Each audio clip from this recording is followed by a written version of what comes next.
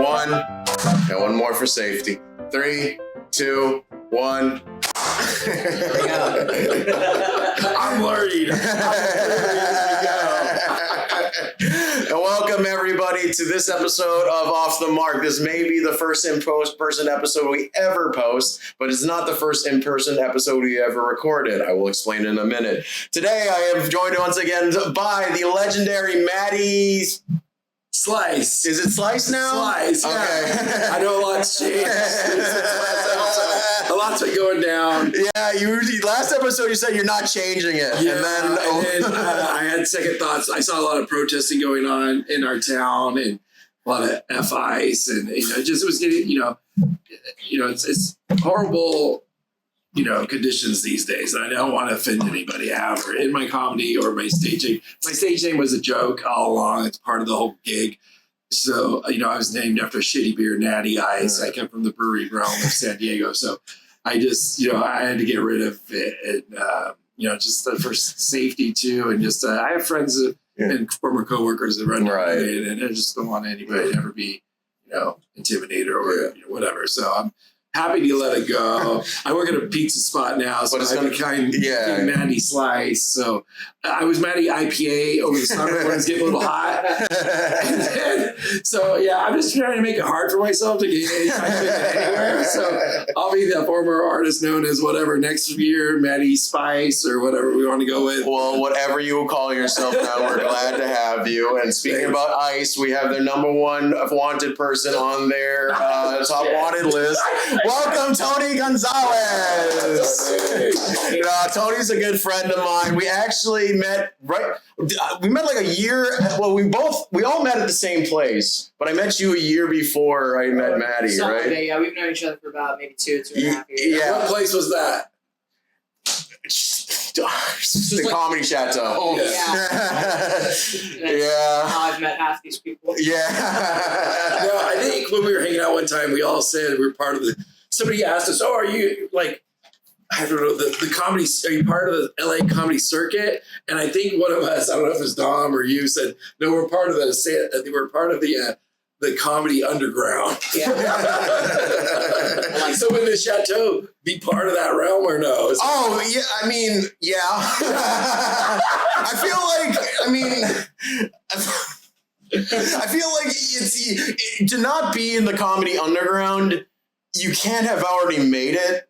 Made comedy as your career. And if you're performing at the Comedy Chateau, most likely isn't your career. So wait, it's either you're starting out or maybe on the decline, or no. For the sake of people I want to keep good relations with, I'm not going to say yes to that, but. No, I like it there. I like it. It's great logo, great lighting. They do a great job with the video and the recording and stuff.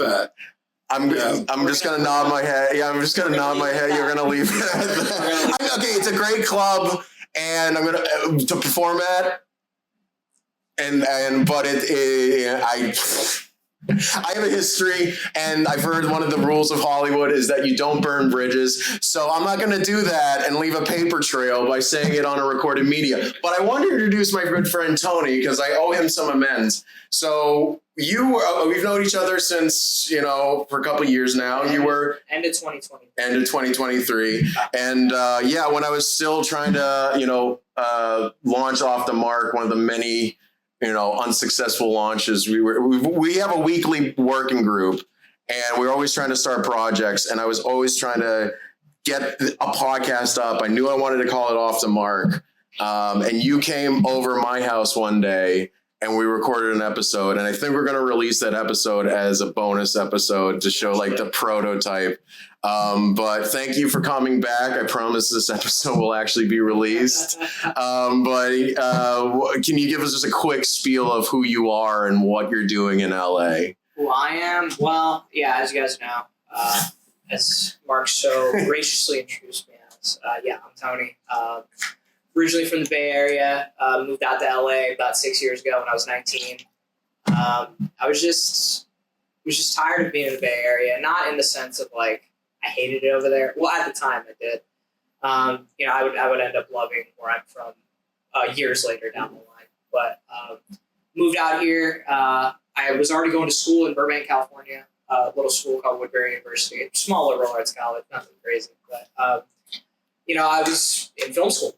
So obviously I saw what my life could have been, what my life could be if I pursue this. And I was like, I really like that. I really want to try and do that. So yeah, when I was 19, I said, fuck it. I can cuss on here, right? Yes. Okay. I said, fuck it. I packed up my whole room, packed it up in a cargo van, and drove all the way down from a little town called Hayward. Or not a little town. It's like a little city. It's like 100,000 people. But it's little for us city folk. Yeah. It's little for city folk for sure. But packed up all the stuff.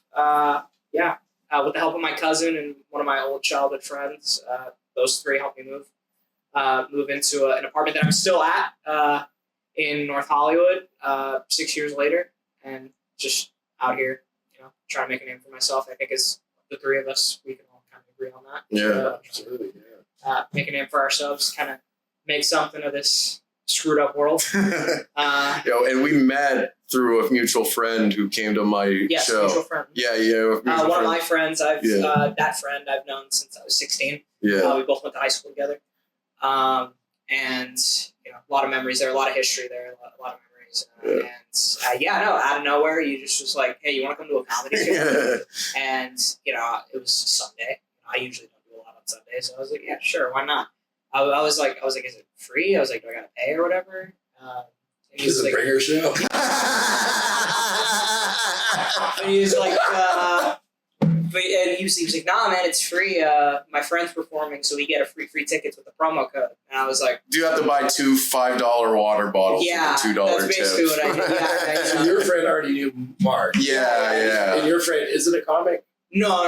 Okay. He wants to work in the industry as well, nice. But he's not comic. Okay. Yeah, our friend Rohan. Yeah. It was, we can say his name. I mean, if we can, we'll bleep it out. This is all pre-recorded. And how long did you know Rohan? No, he's fine. He's fine. How long did you know him? Before I met Tony, like maybe 6 months, maybe a year beforehand. Yeah, but no, it seems building. Yeah, and it's all the same locations because we met at the Comedy Chateau and then we went out to dinner with Rohan at Bob's Big Boy. We got introduced. Is this a call? Yeah, it's the initiation. We started talking and officially met there, but we technically met him. I think the first time I ever saw you was at a party that our... Oh, shit. Yeah. Oh, that was this housewarming party when they cut off the fucking power to his apartment. They did cut off the power okay. So it's this little story time. Welcome to LA. Yeah. Because he actually moved in from OC. So that was his brown house. He went to college in OC. He went to Chapman. Yeah, and you guys both were from the Bay, and he had the housewarming party. He got a place on Hollywood. Yeah. And all the nights. Oh yeah, and you know how debaucherous like Hollywood is. So we were. So yeah, we were. Anyway, he had a housewarming. We were getting hammered, except me because I don't drink, but. We were getting hammered. The people outside of the house were getting hammered, and we were all making a lot of noise. And the landlord super kept complaining. So I actually convinced I was the linchpin on him pissing off. I was the last strike for the supervisor. Is the working theory? It's like, and I remember meeting you. We didn't get to talk much, but were you there when I screamed at the passersby? Okay, so he has a balcony in his place, right? And we're making some noise, and a drunken group of people were walking by on the street. It was Saturday. Out, Yeah, and they just started. Somebody screamed out at us saying, "Fuck you, you dumb cunts!" And my personality, I screamed back, "No, you're the dumb cunts!" And then like 2 minutes later, the power to the entire apartment goes out, but it's only his apartment. The rest of the building's fine. So to this day, we're not 100% sure, but we're pretty sure the super did an illegal thing to try to make everyone quiet by turning off the power to his apartment. He had to throw out all the food he bought that day. Hours. It was hours after that. The drinks are gone though. The beer ended up but yeah, that's technically when we first met. Yes. I guess, or we were introduced to each other. But but like we officially met and started talking and became good friends once I met you after your comedy show. Yeah. And we went. It was cool. That was my first time actually at the Chateau in general as well. So that kind of was like my introduction to that place and kind of me getting familiar with the whole comedy scene out there. And I really liked it. I really hit it off with Marc really well, and we basically just kind of became really good friends. And rest, as they say, is history. It's been almost 3 years, and I don't have any regrets. I'm glad you don't have any regrets of being my friend, Tony. No, it's not yet. When he comes over, there's no power. I'm gonna after this podcast episode, for some reason, I'm not gonna be able to upload it because my router can't connect. But yeah, so that's how we all met. So we taught. You were on the podcast before. We talked about San Diego comedy scene versus LA comedy scene. Has your opinion changed since then? Because I remember you talking about there was like the comedy's a bit and the stronger up here. The hustle's a bit stronger. I think it is. But a friend of mine, Steph, she was telling me the realm of comics down there that she deals with. She produces shows, and so she's like, yeah, there's a lot of good ones too. But she's on the same page with my opinion too. But because we're putting on shows together, and she always puts on shows where she invites, like I do, LA comics and San Diego comics. So why not pull the best that you know of to put on one show? Don't have it all San Diego. Don't have it all LA. Yeah, mix it up. Let people. That's all about connecting. Like me coming up here, I'm going to see it. I'm going to watch a show at the Comedy Store tonight, but I want to see you guys, and so it's all networking and kind of bridging the gap. And, because it shouldn't be versus. I don't mean you say that. But it's just good people hang out and network and put on shows together. And Steph says she'd rather have good people on her shows, because I'm like, why did she book me on that show? I went to see Mike Martori perform at her show. I was just there to watch. Typically when I do go to a show, I get booked. I was not expecting to get booked there, and hell no. I'm just 2 years in. That was for the store? Yeah. So, we were just all hanging out. They weren't even in the green room. They're like, the green room's kind of small. Let's all just hang out. And I think, Mike's in this conversation with these comics, and I'm just talking to Steph, and then he had already told her, oh yeah, me and Matty just did a show in Las Vegas. That's all he said. I didn't say a joke in front of her. I didn't try to make her laugh. Yeah. And I asked her a couple of days later, I said, why'd you pick me? She's like, well, Matt, you had a good charisma, persona. I can tell you're a good guy. I wanted, you got a lot of energy. And she thought, well, if this guy could just do that on stage and be a little funny, she'll be happy with that. So, of course, I'm going to be the opener. We're going to do a show Wednesday, April 8th at the La Jolla Comedy Store. We want to do a fundraiser for my buddy. He's legally blind. He lost his eyesight at the age of 20. Oh, okay. So he's never seen his wife. He's never seen his kids. He's a skateboarder. He was in the X Games for adaptive skating, so he could see, like, if it's a bright, sunny day, he could see the edge of the pool. He drops in on a pool, and he can only see, I'm guessing, maybe 15%, because he says it's kind of like murky water type of look. You know what I mean? So, like, he can never see, like, he can probably see the one. Like, I had a white shirt one time and the little black design. He's all, I can see there's something on your shirt. I don't know what it is, though. So, anyways, we wanted to raise money for him because he goes to Mexico to get treatment, stem cell treatment. This is the American Me show. Yes, correct. Yeah. So they always pick a foundation. And then Chad's such a nice guy. He's like, I want to help my friends. Let's do something, when we were saying, okay, maybe like the Blind Institute or this or that. He wanted to do something different. And so we chose Exposure, which is a women's and girls, skateboarding, community. They help facilitate. They put on a really awesome contest in November, and you guys got to come out next year, but it's November for it. They have a huge half pipe. They have the bowl that's already there, and everybody's there. Tony Hawk, Steve Cavallero, Krishna Soy, Vans, like everybody's there and rooting these women on, and they're just phenomenal skaters.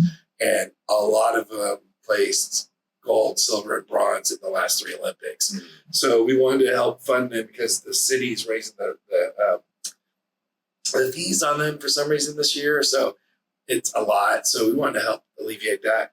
And then also give some money to Chad because, we wanted him to be the recipient of the money, but he's so kind. He wanted to help others. And so we're stoked to have them all. So Exposure's involved. They're retweeting it or whatever, reposting. And Bryce Woodstein's a Olympian skateboarder. She's going to perform 30 minutes of music. We're going to have a live auction with items from Steve Caballero, Agent 51, Billy Ruff. And so it's going to be a fun night with a little bit of magic.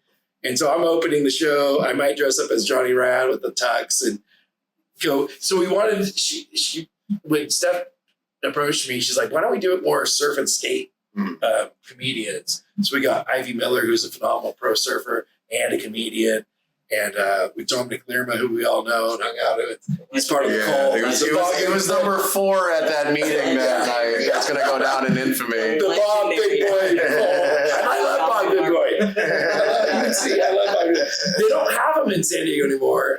When I was 3, my mom and dad lived in Santee, and there was one up on the hill. We used to go to Bob's Big Boy, and they would give out free comics. So that was my first exposure as an artist. Oh my gosh. Bob Big Boy comics. They had like a little rack, and you just went up, took a comic, and I love their burgers. And wait, they just give out free like DC stuff? No, it was I would Wolverine. It was actually Bob Big Boy character. And his own little comic, and awesome. It was in color.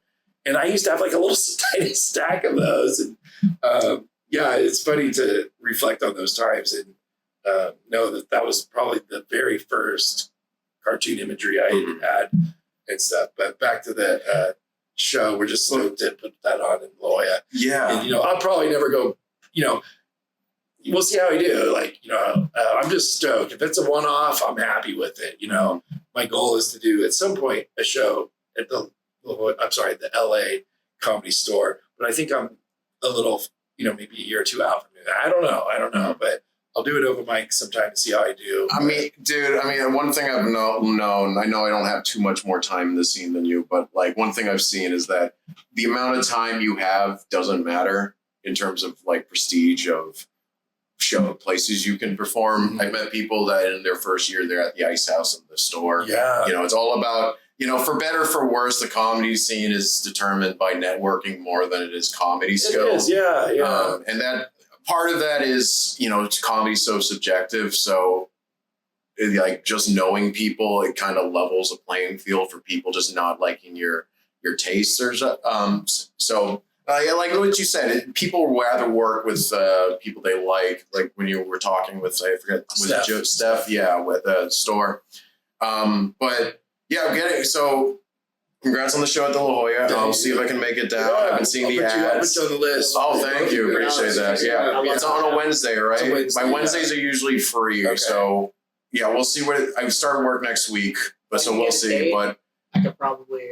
I could probably request it off. I could zoom them down. Okay. Yeah, I haven't been to the La Jolla store yet.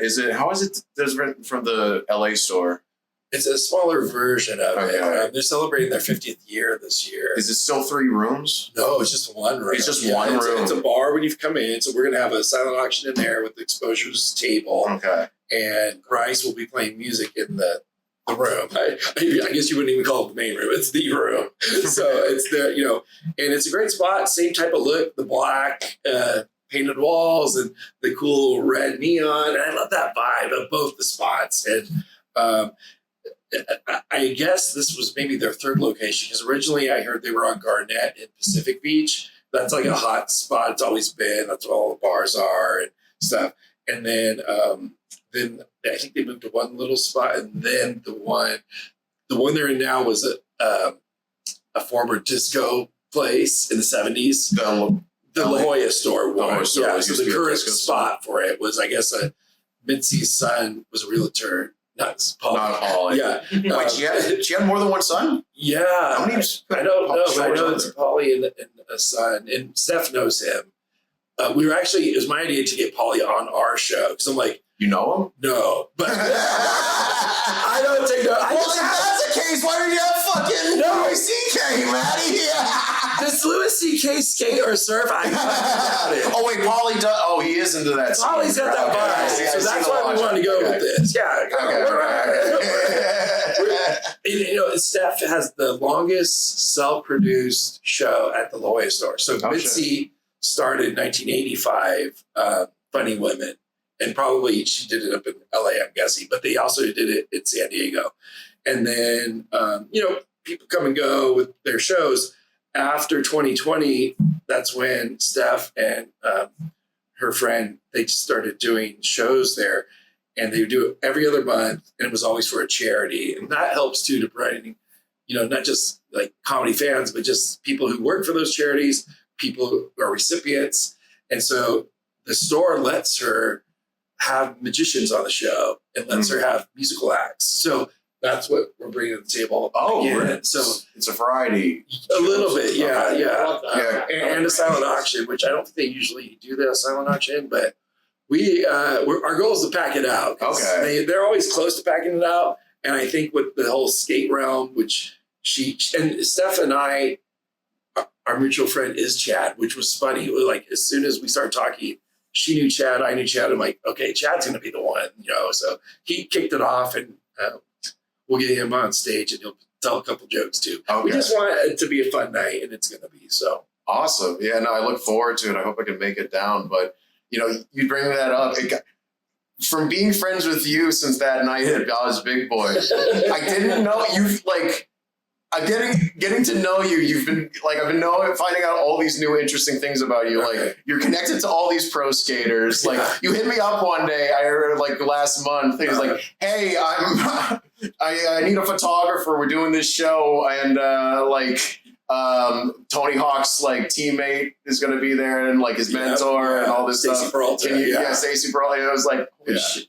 I went down, and then last time we had the podcast afterwards, you told me you were an animator. Yeah. You have an artist, you've got a pretty eclectic background. It's really cool life, Yeah, it's like, I didn't plan out to work with those guys. I mean, I as a 10-year-old in San Diego, reading Thrasher magazine, Transworld magazine, I knew Billy Ruff and Tony and, Mike McGill and everybody. I knew of these guys. Those guys, back then, there was about 45 skaters. And if you were a skateboarder, you knew about those guys, Steve Stedham.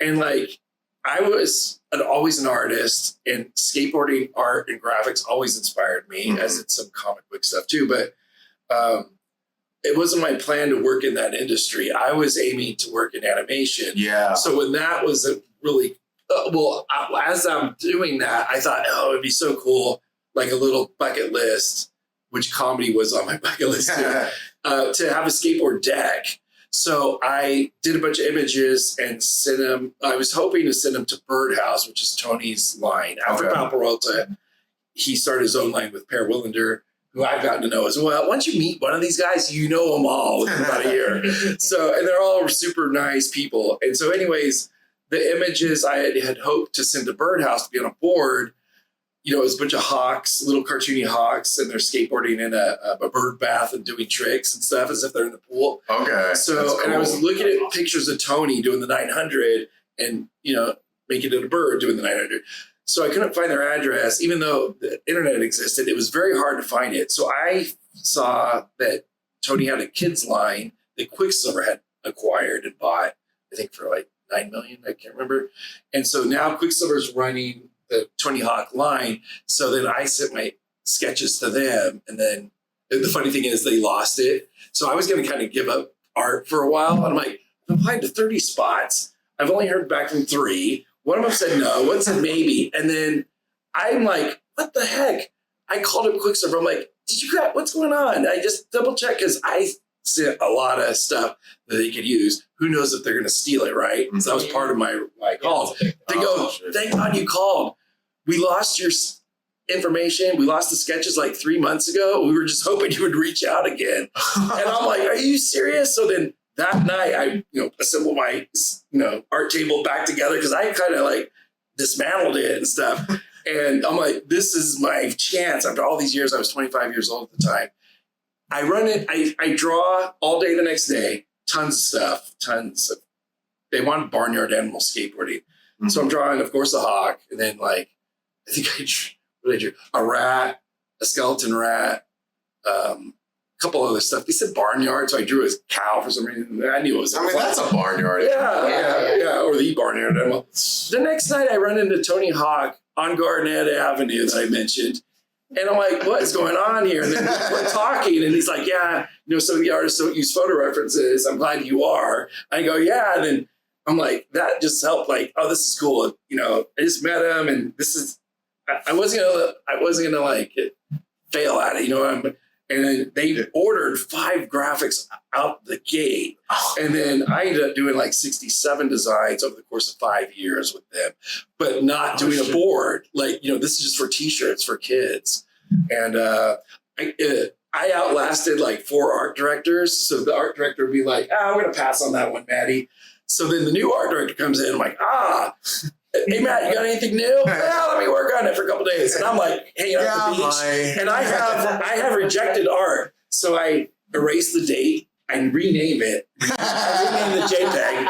And I send it back. "Oh, these are killer, man. We're going to buy them." So after a year, now that guy's rejecting shit. And then there's a new guy. And I'm like, "Hey, man, you got anything new?" And here's what I'm thinking. And I knew to play the game of don't send 2 images that are a little bit similar.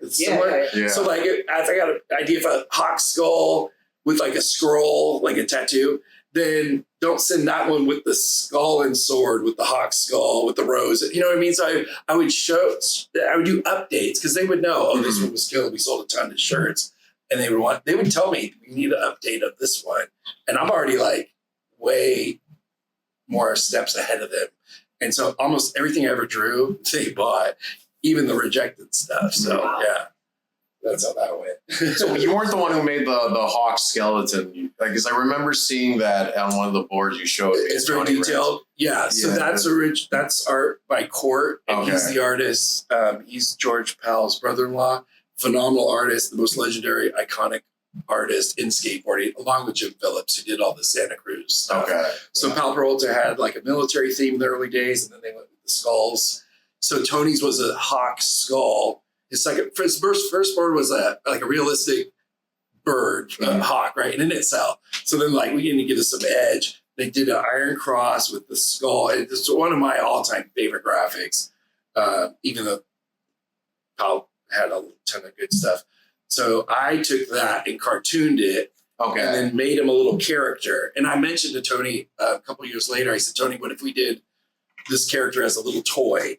And the funny thing is, about 2 or 3 years ago, somebody came out with an action figure. So it's kind of the Star Wars deal, but it's kind of human proportion. I wanted it more like a Mickey Mouse, 3 heads high. That's how a lot of cartoon characters are. They're 3 heads high. Yeah. But Tony said it was going to open up a can of worms because, with Quicksilver, they might not want to do the toy. So, and then they sold Quicksilver sold hawk clothing to Kohl's, I think, for $18 million. And I was one of the longest running artists there. So every season, 4 seasons a year, I would have 5 to 7 of my stuff. Because you don't want to have one artist taking over. I was one of 3 or 4 freelancers they were using each time, but sometimes the pay wasn't that great. So I noticed people are dropping out. And I would slowly get raises as it went. Yeah, it was interesting. It was a fun time. And then that art helped me get into No Fear as a full-time artist. And then they laid me off. And then I wrote on the day I got let go at No Fear, I wrote Call Quick, meaning Call Quicksilver, because I'd already had that relationship 5 years with Tony and, Quicksilver. Tony would just I never interacted with him. He'd pop in there. I worked at home, so I'm emailing my graphics all the time, or I'd be on vacation in the pool at Las Vegas. Because I'm I would do this. If I was a millionaire, I would, no, not that. I just loved it so much. like, yeah, I'm stoked. They called on Friday. They need 3 more designs. I'm in Vegas. I'm in the pool. I'm sketching bird skulls, and I'm going to sell this stuff in a week. So I just had a lot of passion for it. I remember thinking if I was rich or retired, I would still be stoked to do that art. And there's other brands I've loved just as much. But let's see. I was going to touch on one other thing there. So Tony would say I would get like they would forward my graphics to him, and then he'd email them back like, "Oh, this is killer! I love this," because they were doing too much cartoony barnyard stuff. And I'm like, let's make this old school punk Pal Peralta meets Disney. Like, let's give it some edge. And so I did Punk Disney. Yeah. So when Tony does the 900, I'm looking at the photo, and now I'm doing the bird skull, the bony arms and feathers, and he's wearing like the cargo shorts and stuff. Yeah. And so I knew, and then once he liked that, I'm like, oh, I know which direction we're going now. I'm going to riff on Pal Peralta, Santa Cruz, Dogtown. So I was using references over the years of all that stuff. So that it was kind of cool. I was able to push it a little edgier than what they were doing at the time. So yeah. That's so cool. But then Kohl's bought the brand, and then they're like, okay, none of this, no sharp objects. Because I would draw like metal wings, and they look sharp and knife-like. And I was already at that point like doing more tattoo or like more mature art for it because the kids are growing up with the brand.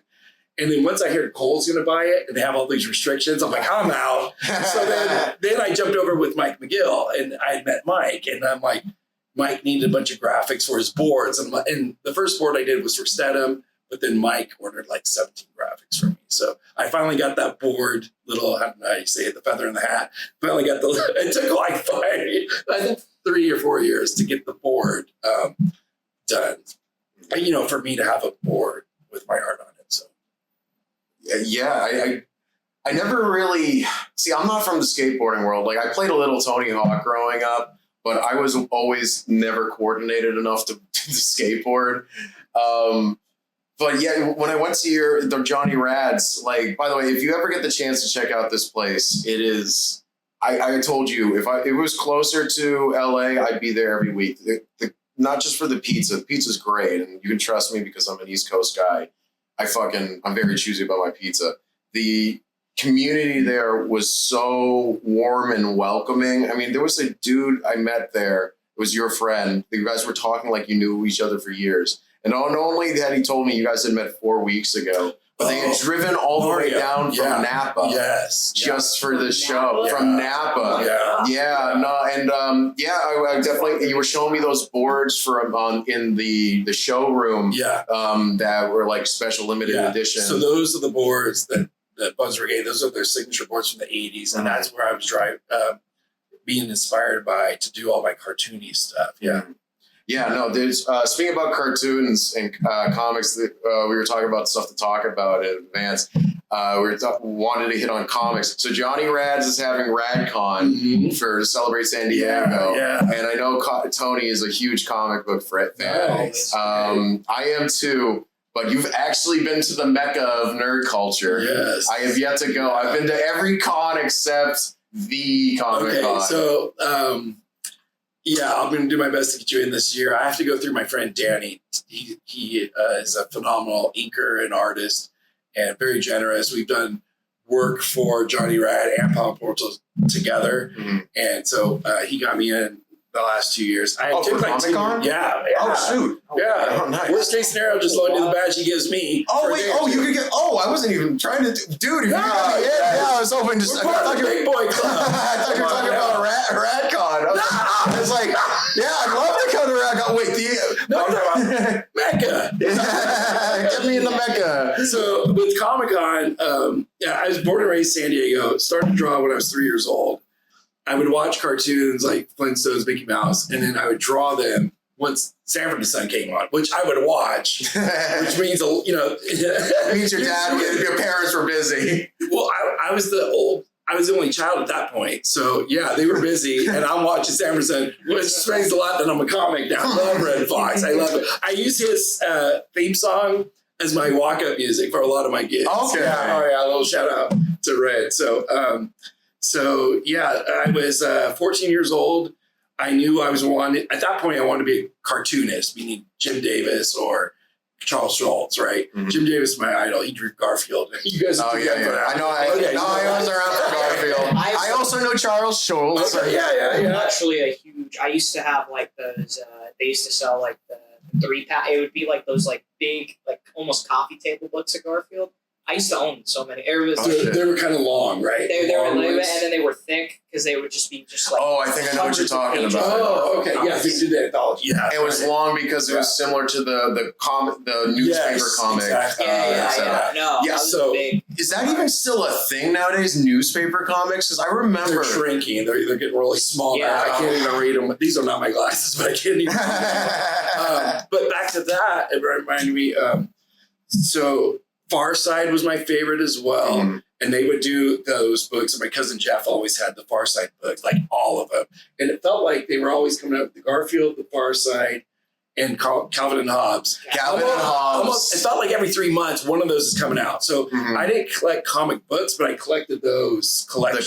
the graphic novels. Yeah, and my all-time favorite comic, of course, is Far Side, but also Calvin and Hobbes. And Oh, Calvin and Hobbes. so good. Like the Michael Jordan, I always say, of comics. And That's So, a good way of putting it. yeah, when I was 14, my mom saw the ad for Comic-Con, and we had never heard of it. It was always in San Diego since 1970. Oh, nice. Yeah. I met Jeff. Nice. Oh, yeah. Well, you'll keep you there. So I'm 14 years old, and my mom mentions to one of our my classmates' dad, Matt, that I'm going to attend this Comic-Con. He's all, well, I work in association with the convention center. I'm going to give him 2 free passes. So for the first 2 years, I was getting in for free. And it was $8 and 19. Oh, so, What the fuck? yeah, Tony, how much was it when you went? 80. Not even. So I'm way older than you guys. So listen, 1989. I'm 14 years old. I'm getting 2 free passes. That's the year. There's a lot of good movies in the theater that year, but my favorite of that year was Batman by Tim Burton. Mm-hmm. So I see the movie, and then a couple weeks later, I'm going to Comic-Con. And I think there was like 10,000 people there. I remember the following years, I would have to pay the $8 to go. and the line would go from like half the city block. And then the next year it's going to the corner. And then the next year it's wrapping around the side. Yeah. And so I'm watching it go like this over the course of like 6 or 7 years. Like, what? We're in Seaport Village now? Like, this is a long line.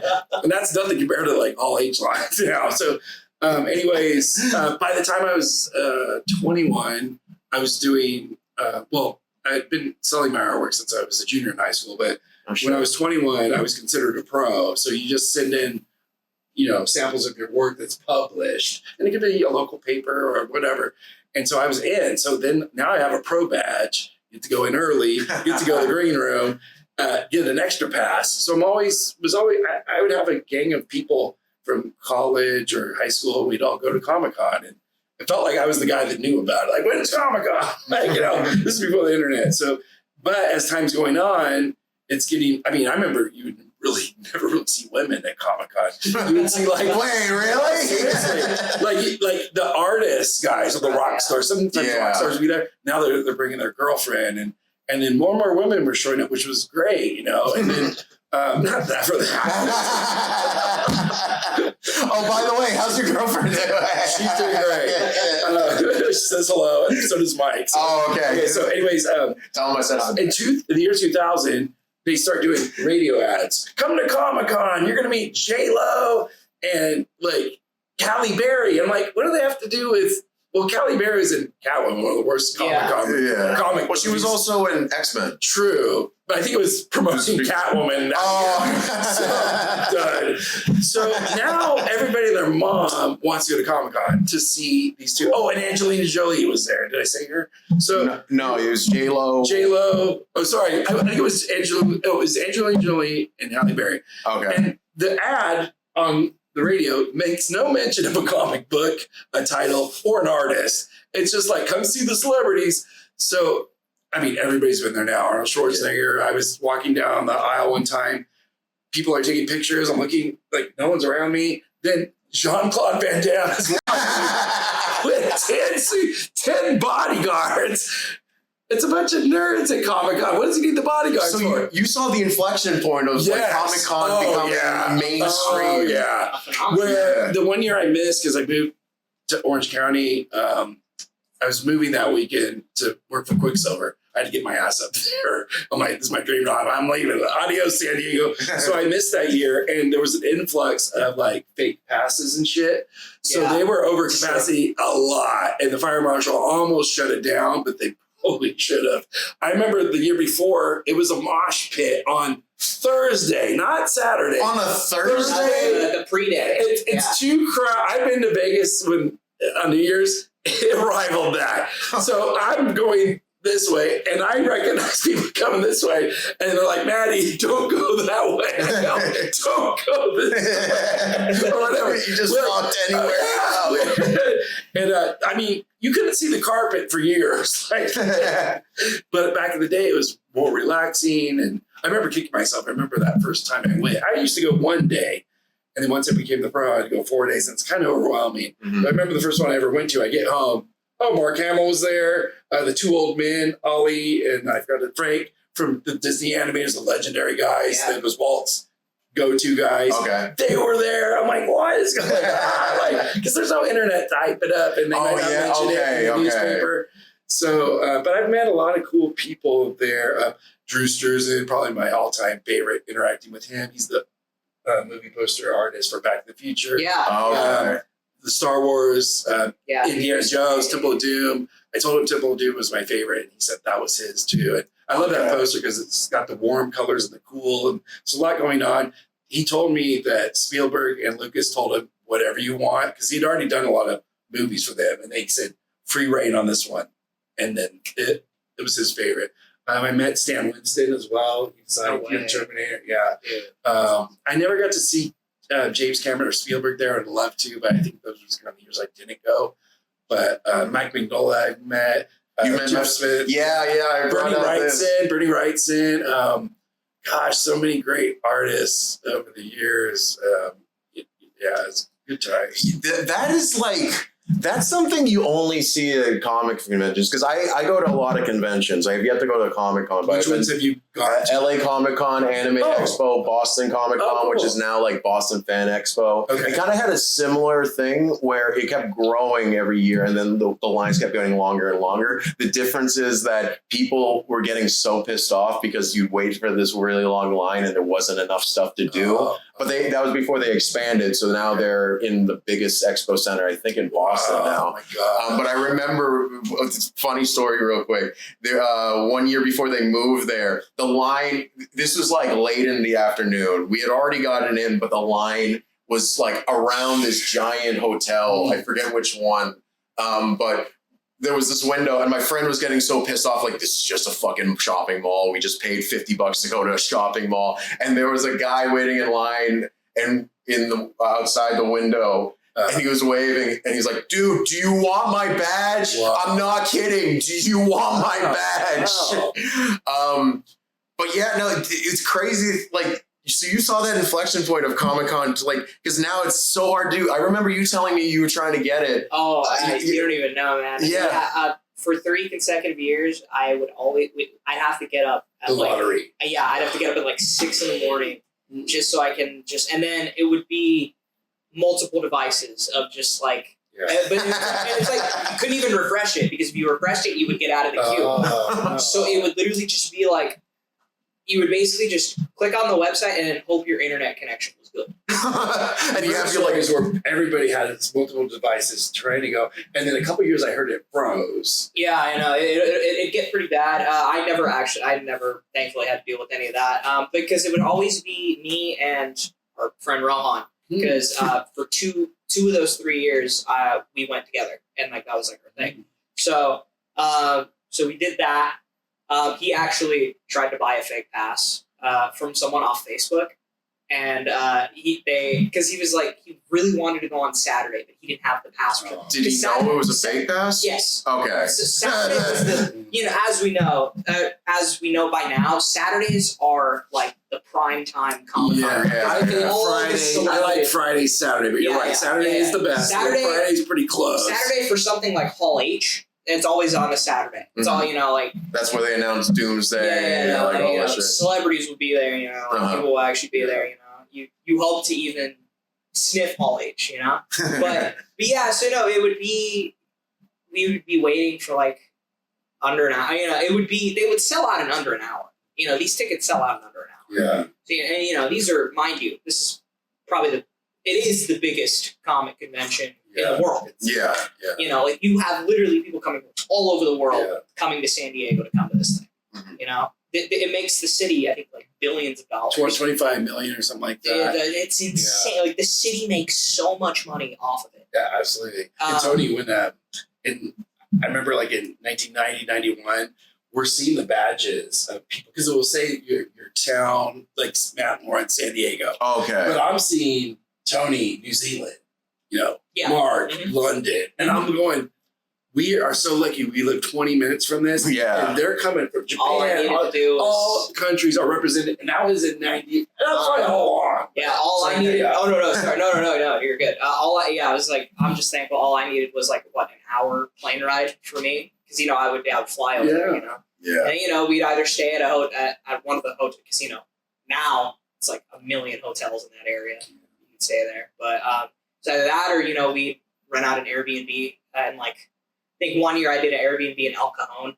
That's where I grew up. Yeah. And all I had to do was the trolley. Oh, good. I highly recommend to do it. Take the trolley. The trolley in San Diego is like decades ahead of LA Transit out here. Weren't you telling me it's like back then it was like $12-15 to use it as much as you wanted? It was like a 3-day. You could do like a 3-day pass, and it was only like $12. And you could ride it however many times you want. $2.50 wherever you catch it, and then I think within like 4 hours you could go this way, come back. But that thing went everywhere. You could do a round trip for $5, $5, and you're good to go. So I usually park it. Don't park here. Fashion Valley, it's illegal, but Fashion Valley. Or there's another spot near my house. It's near a library, and you can park there. You're not gonna and I just hop on it, and I'm relaxed, and I'm not stressed out. And you're meeting people, you're meeting artists, you're meeting everybody.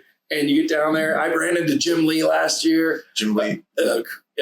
He had Wild Storm, for a lot of Homage Comics out of La Jolla. He was one of the hot artists from Marvel, and he jumped ship with Mark Silvestri and Rob Liefeld. These guys did like the Spider-Man. Jim Lee. Jim Lee was big. Well, that was I feel like I've heard of Jim Lee. Jim Lee did a lot of like Wolverine and Batman. Yeah. Okay. They're all a lot of Batman. That's what I know. Yeah. I know Jim Lee. But I'm just running into these guys in the hall, in the lobby of the Marriott and stuff, and just real quick. One time, we'd get there early, stay all day, party all night, eat, go out to dinner, and we're at TGI Fridays. Lou Ferrigno's in front of us, and he's with his wife, and I'm like, I grew up watching that show. I watched the pilot episode 1978. Oh shit! And so I'm like, I don't want to bug him. And so years later, way later, we found out through 23andMe that my family on the Italian side is related to Lou. Yo! So I got the Hulk blood in me.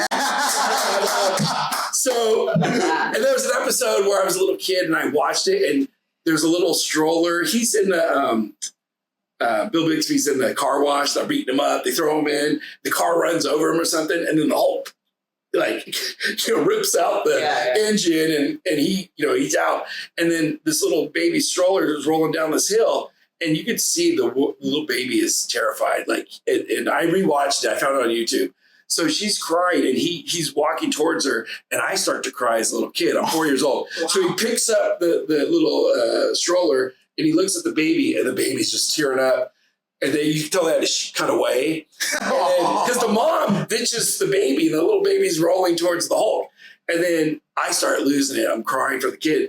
And then I don't even know if I watched the part where he put it back down. My mom said, you can't watch this show anymore. It's been too traumatic for you. She's like, I'm not going to let you watch it for 2 weeks. Well, I recover from it like a couple days later. And she won't let me watch it the next week. And then the next week. And then finally she's like, are you sure it's all make-believe? And, and then I understood Hollywood at that point. I want to watch it. So she let me watch it. So when I ran into him at what's it called? TJ Maxx. Yeah. TJ Maxx. Yeah. He loves his home When I goods. run into him at Ross, my mom goes, "Did you tell him you cried?" Anyways, Lou came out, I think 2 years ago, to this little comic shop near my house. And, he's selling autographs for $50, $100, photo, this and that. And I'm like, I'm not paying that. You need it. But I want to meet him. Yeah. So I wait in line. People looking at me. This idiot has nothing to have him sign. And I just said, hey, Lou, I just wanted to meet you, long-time fan. And I watched the early episodes. I didn't tell him I cried. I mentioned that, we're relatives out of Palermo, Italy, Sicily. And his staff is like, oh, because I've heard stories where, oh, my cousin, give me a freebie. Like, people hear that all the time, but he shook my hand, he's talking to me, and I'm like, oh, that's cool. Of course, my phone broke. So I got to go this year and get a picture with Lou with you guys. Okay, well, look at it happen. Yeah. We go way back. Here's $50. We'll cut to the front of the line. Don't worry, he's related. It's family. He's family. Check the blood.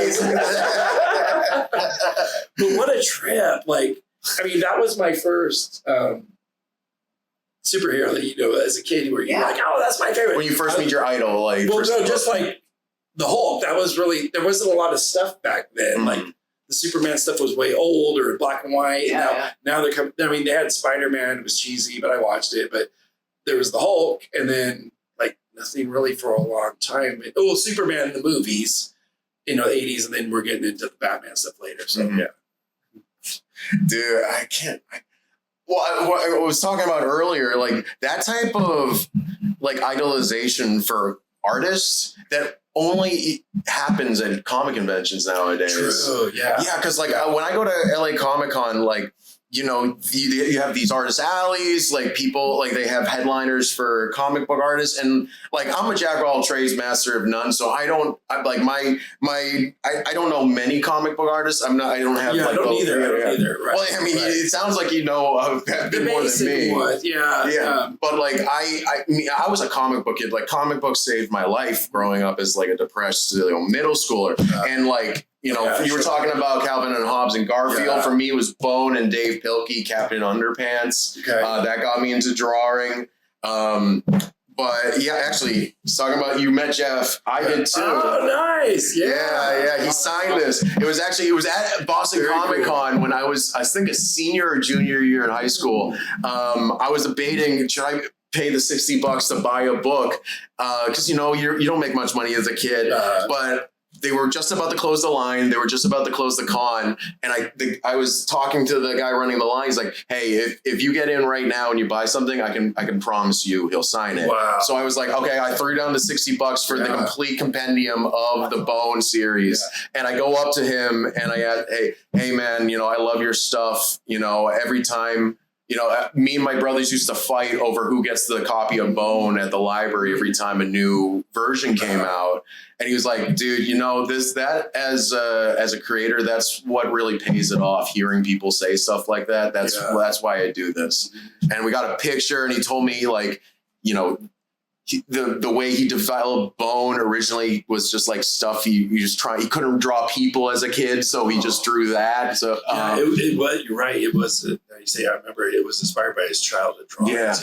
Yeah. And this is one of the, this was some foundational stuff to me, but going back to the art culture around artists, when I'm at a Comic Con, for me, for perfect example about this, who's Steve Ditko, one of the co-creators of Spider-Man, creator of Doctor Strange. He was an enigma, no one. He was just kind of like a recluse a little bit. Even his peers didn't know much about him, and he worked from home a lot. Mm-hmm. Go ahead. Well, it's. I went to this one panel. His son, I think, goes to LA Comic Con every year, and he was running this panel. And just being able to be in a room with people who get it, who know this guy, who love his work, who want to know more about him, it's just something you don't see. Normies don't get it. No.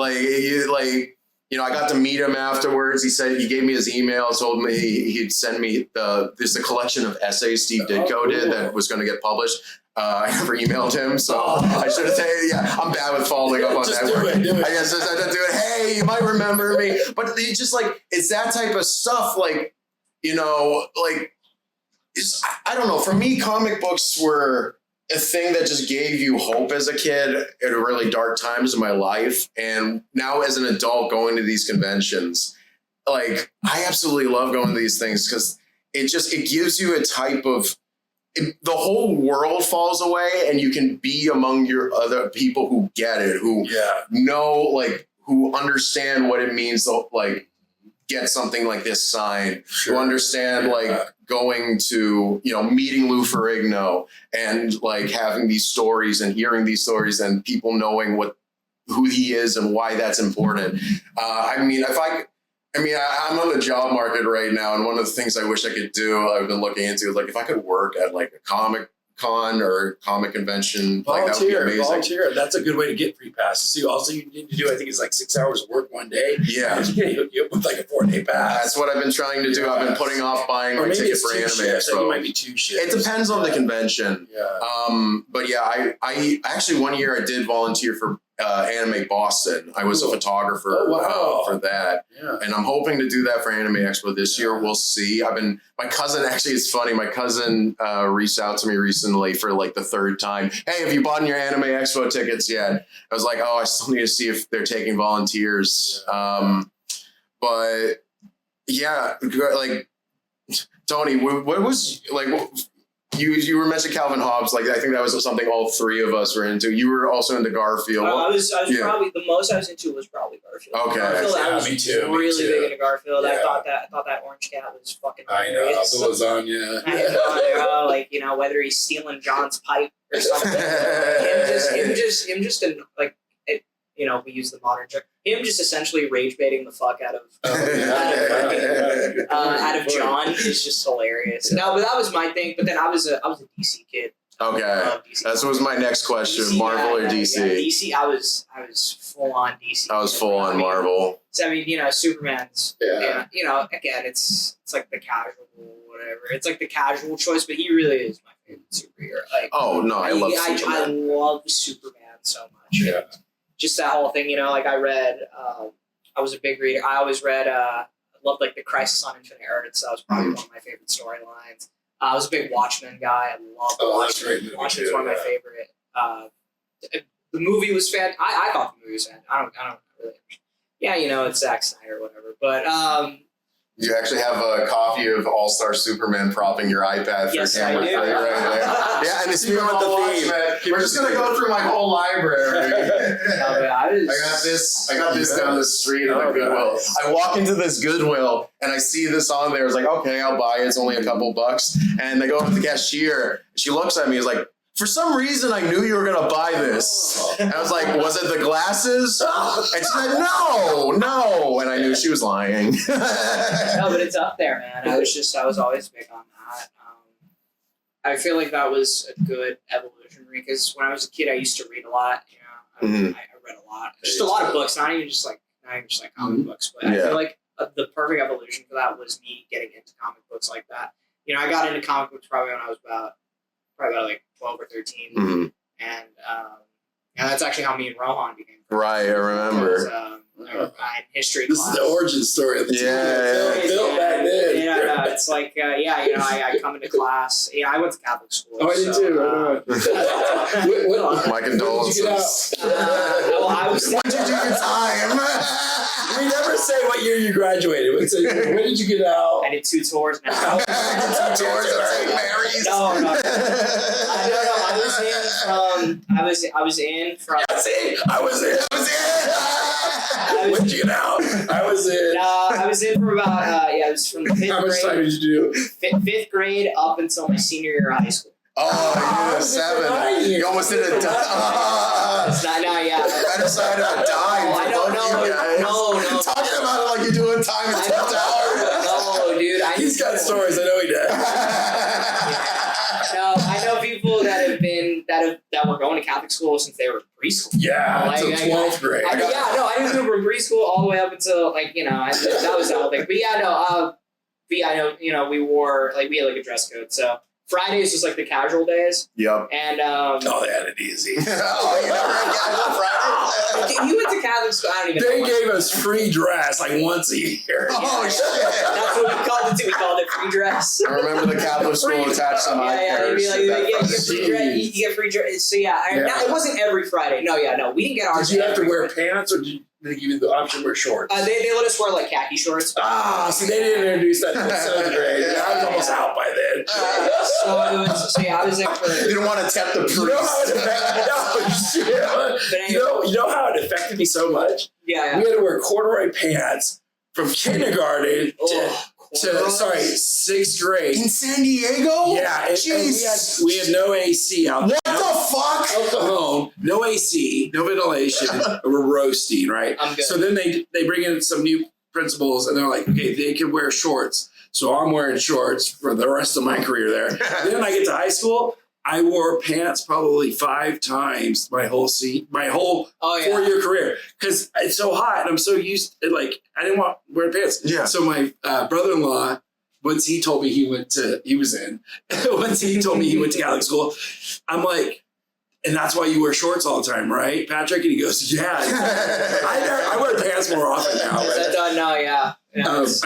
want to bring up one point you touched on too.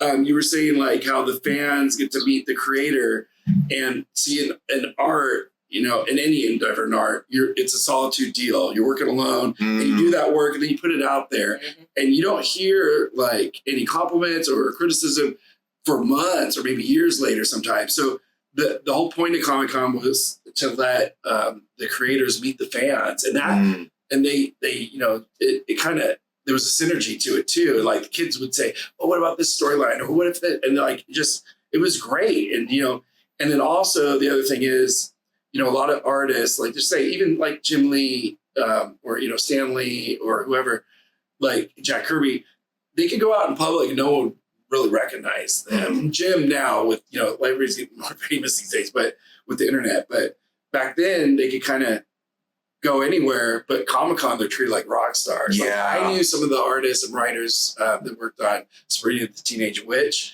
and they were getting flown to Japan, treated like rock stars.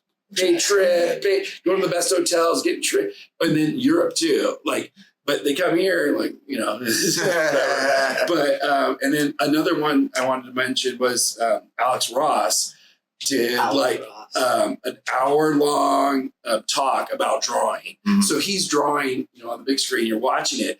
Well, I got there early and they cut off the line. And I'm like, you put him in the smallest room available. I'm like, this is ridiculous. And they knew that. So they're like, okay, we're going to let the group that's in there now watch for a half hour, empty the room, and now you all get to see him finishing the design, which it's Alex Ross.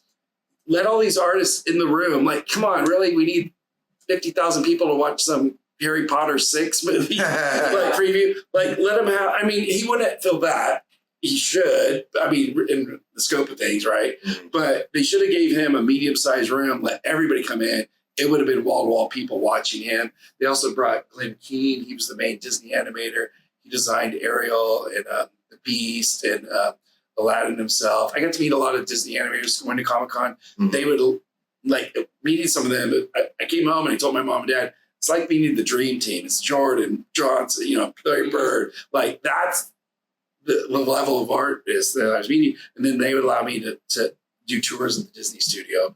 That's when we were all trying to get me in there. But so Comic-Con's a great spot. Like, it's just a fun time, educational time, and inspiring time.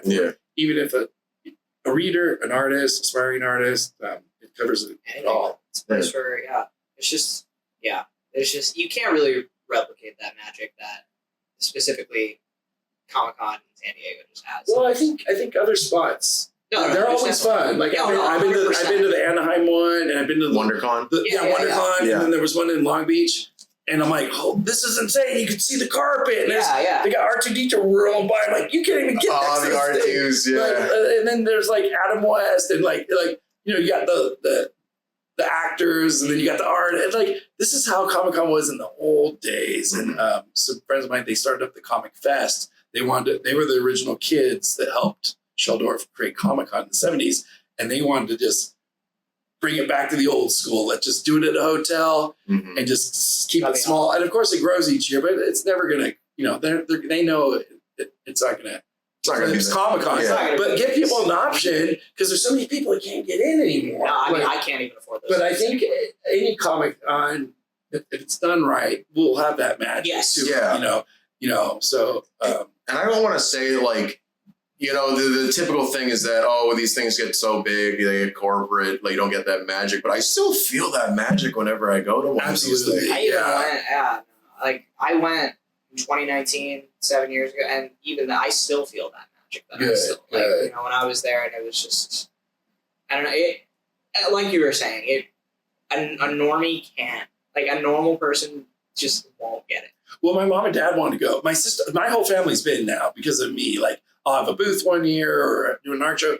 My mom and dad have been. They had a blast. They're not really into the Comic-Con movies or whatever. They had a blast. My sister, she teaches kids, but she's like, oh my God, like there's something for everybody there. There really is. Yeah. My mom 1 year. Of course, if they don't have the passion that all of us, do. But let's see. I know at one point it felt like they were pushing Hollywood. Ironic saying this in this town. It felt like it was so Hollywood driven. Then they have Glee. Why is Glee there? Wait, Glee was at Comic-Con? Yes. Yeah, no, they do it. Yeah. And so they're bringing in stuff that doesn't belong. Like really. So I felt Hollywood was abusing it. Like, we got the Warner Brothers deal. Here's all the characters. Here's all the movies. But we're going to push in non-comic or fantasy adventure movies. And it's just they were abusing it, I felt. And people knew it. So when the writer's strike happened and Hollywood couldn't go, it was almost like a reset. I'm like, finally, the spotlight is going to be on the artists, the writers, and the cosplayers. Which it was probably 2019. When did that or when was that? No. And then talking about the 2021 or the one in 08? Oh, the later one. Sorry. Well, the writer's strike. You're talking about right. That was 2023. Yes. Yeah. Thank you. Okay. Okay. So in 2023, there was been a reset. So none of the big studios could go. None of this. Yeah. Well. Because they didn't do it for like 2 or 3 years. Yeah, I think there was a 2-year break. Yeah, something like that. And that was the thing when COVID hit in March. I'm like, they better not do freaking Comic-Con. And I love that place. And I'm like, for the health of humanity, don't do fucking Comic-Con. Like, I was against it. I was calling it COVID Con. I did logos on Twitter. I did COVID Con. And I'm like, don't come here. And they were smart to not do it. And then they did the right thing to do in the following years. But yeah. And people still gathered, though. Cosplayers were there was like 200 cosplayers. I happened to be in the Gaslamp randomly. And I'm like, why am I seeing a bunch of characters? Like, I'm like, holy shit, this would have been the Comic-Con day. It would have been, and they put Rest in Peace Comic-Con and roses. There was a parade, or it was like how do you say it, a procession? Yeah. They had a procession. They had a funeral procession. Well, were they all carrying a casket? With the logo in it. Tony, you were saying it sounded like you had a story. Oh, I know, because Rohan got 2020 tickets. Not the 1 year you I remember because I was sorry, Rohan. That's too funny, man. I was gonna do 2020 as well. I'm gonna try to get Rohan in this year. No, because I remember this was it was the end of 2019. Yeah, towards the end of 2019, that's usually when they do the. Yes. It's like, this is when it's gonna drop.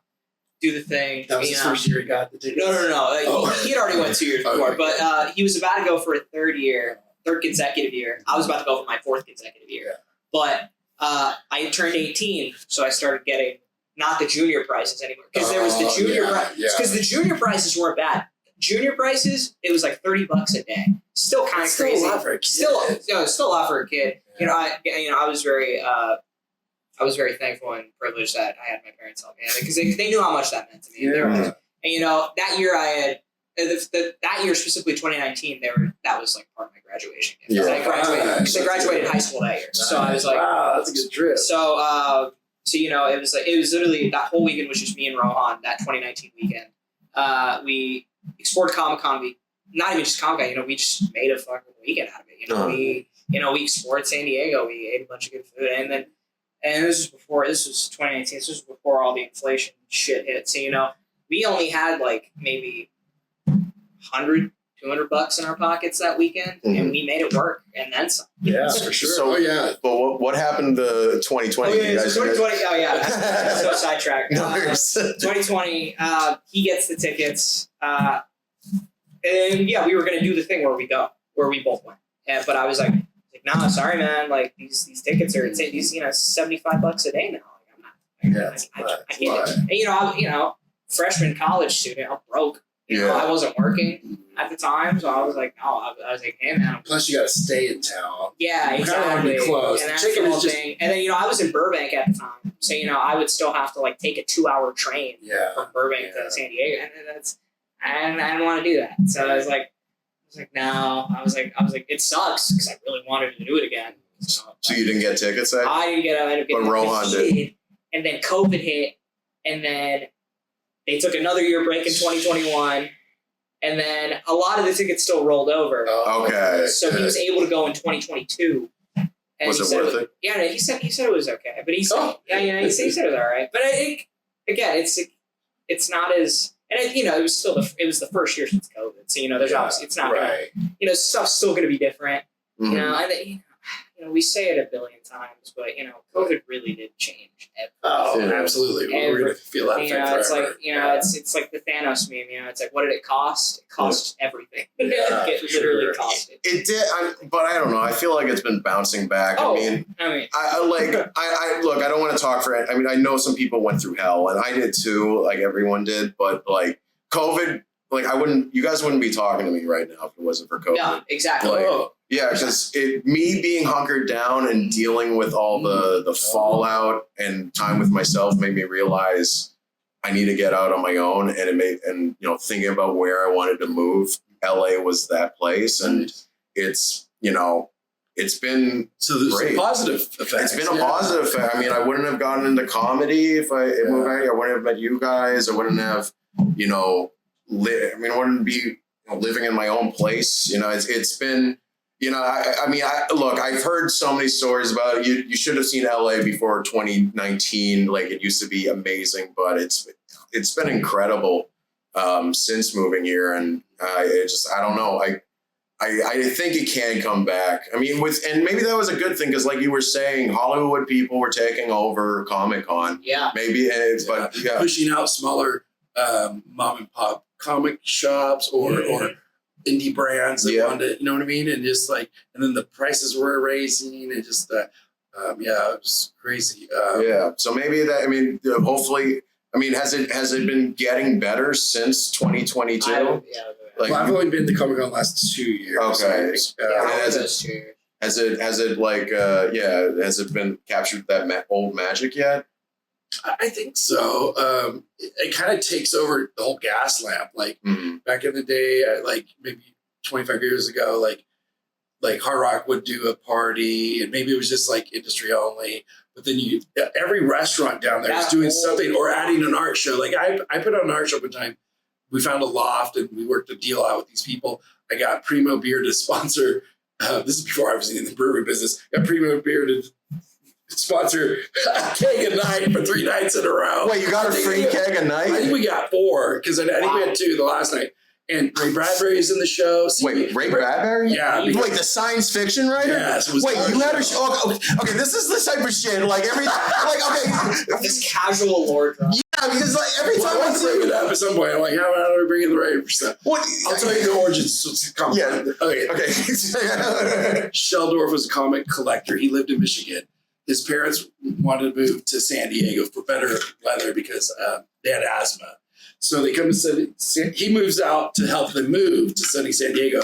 And he's like, he sees this paradise, like, I ain't going back to Detroit. So he stays in town.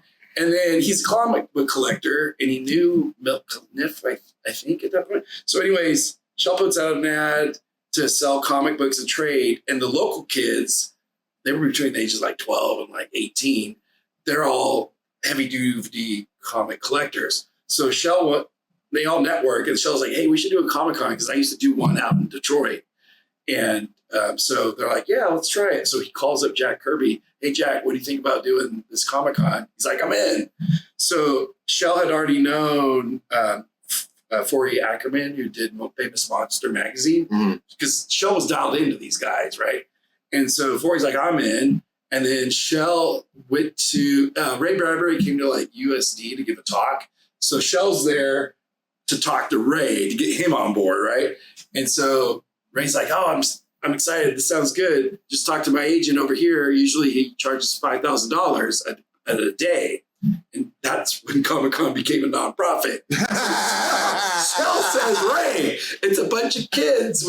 We're a nonprofit. He's like, oh, I'll do it for free. So he gets like the holy trinity of, you get the science fiction writer, of course. Yeah. You get the Hollywood magazine Famous Monsters, who Spielberg and Lucas idolized with Forey. And then, who's the other one? Sorry. Jack Kirby. Yeah, who's the Michael Jordan of comic books. So out the freaking gate, they get those three. This is for the very first one. The very first one. When was it? 1970. Okay. Yeah. So they do it, and 300 people show up. But now the word gets out. The next one, probably 600, 700. And as the years, by 1975, Charles Schultz is there, Milton Caniff's there, Frank Capra's there, the movie director. Frank Capra? Yeah. So I've done the history. I know the history of it all. And so as the years go by, I meet Ray because he came to San Diego to talk. And I went to Forey's birthday party one time. So now I'm kind of being a San Diego kid. I'm going to LA I've been invited to these parties, meet these guys. John Landis was at one of the parties. That sounds so familiar. I said Blues Brothers. Yeah. He's director for Coming to America. Oh, he's Animal wasn't he one of the original guys on National Lampoon? Yes. Yeah. Okay. Yeah. I think that because I mean, I got to know him a little bit. And so when Shell was in the hospital, he's the founder of Comic-Con.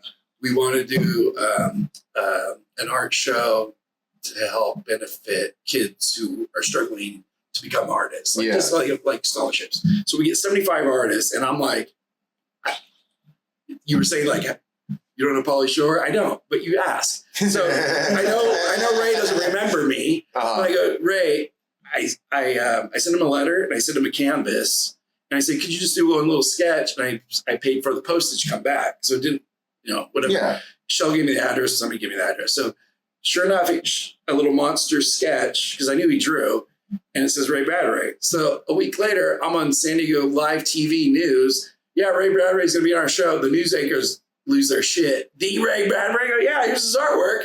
And it sold for like $400. And then we had artists from The Simpsons. And so, yeah, it was pretty cool. I got to go to Ray's birthday party because he would try to save the libraries in LA. Like they were closing. Yeah. Oh, it's not the bookstores. Okay. Hardcore old school bookstores that were like going out. So he went to one, I think it was in Pasadena, and he's like, I'm going to celebrate my birthday. Come on down. It's free. And of course, they get him a cake and everybody makes their way down the line. And I gave him a card and drew like a really cool, like T-Rex manning like a alien spaceship shit. And I got him a bottle of wine because I knew like red wine. And so, yeah, that's how I got to meet Ray a couple of times. So he wasn't at that show, but you were selling a piece of his art, the one at Comic-Con he didn't make it about. You know what? No, he was there. He was there? He was in a wheelchair, and I told him ahead of time, I said, Ray, it's up a flight of stairs. If you can't make it, we totally understand. I said, it is kind of steep, because I think he could walk a little bit. And I saw, I knew what panel he was going to be on, and I told him, just let you know, Ray, we'd love to have you, but, it's kind of, I told him where it was, and everything, but I said it is up a flight of stairs. So he didn't make it, but his art was there and it sold really quick. And, that's so fucking cool. Yeah, I've forgotten things. I mean, that's a memorable night, but like, it was cool. So I kind of dabbled, this cartooning realm, the caricature realm, the Comic-Con realm, the beer realm, the comic realm too. In comedy, you hear the applause right away. It's instantaneous. If you're bombing, if this drawing's good or bad. But in art, and I don't care. I like my art, and it's not for everybody. But like, I won't hear. Even the t-shirts, it would take 9 months for those to hit the store. Mm-hmm. So I don't know. Did it sell a lot? Like, I'm already working on the next season. 2 seasons later, but Comic-Con is very inspiring. Yeah. So. Well, it goes back to what you were talking earlier about if you were doing this for free, if you were retired, if you were a millionaire, you're still doing it. You got to, like with any art form, I mean, especially with comedy, because it's just such a fucking money sink. But I can imagine, it's going to bring me back to, I'm going to circle back to this because I have a question about you got to be loving it for the love of it. I mean, the arts is not an easy business to get into. It's not like becoming an engineer where you go to a good school and then you apply, maybe hit up a headhunter and then just work your way up.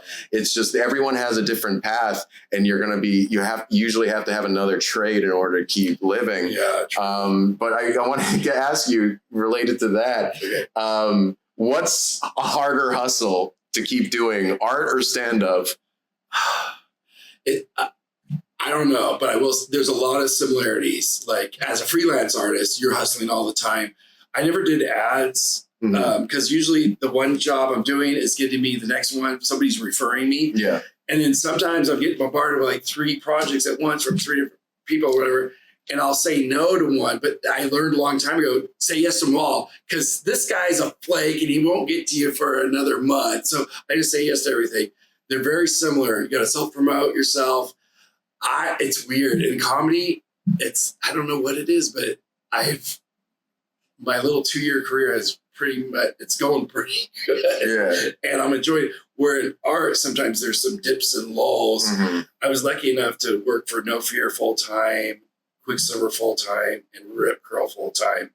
The brewery job's totally different, but at least I was still providing artwork, same with Johnny Rad. So I bring that artistic part to the table, but I'm not making the majority of my money on the art. Mm-hmm.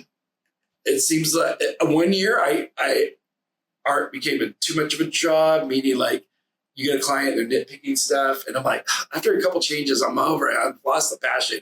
So I decided to take a year off and just hook up my buddies. You have a t-shirt line. This is for me. Mm-hmm.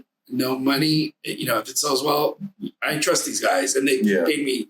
But I just wanted to enjoy it again and do different graphics for different companies, and it became fun again. And so I kind of had to take a break a little bit. And now I just kind of do art for myself.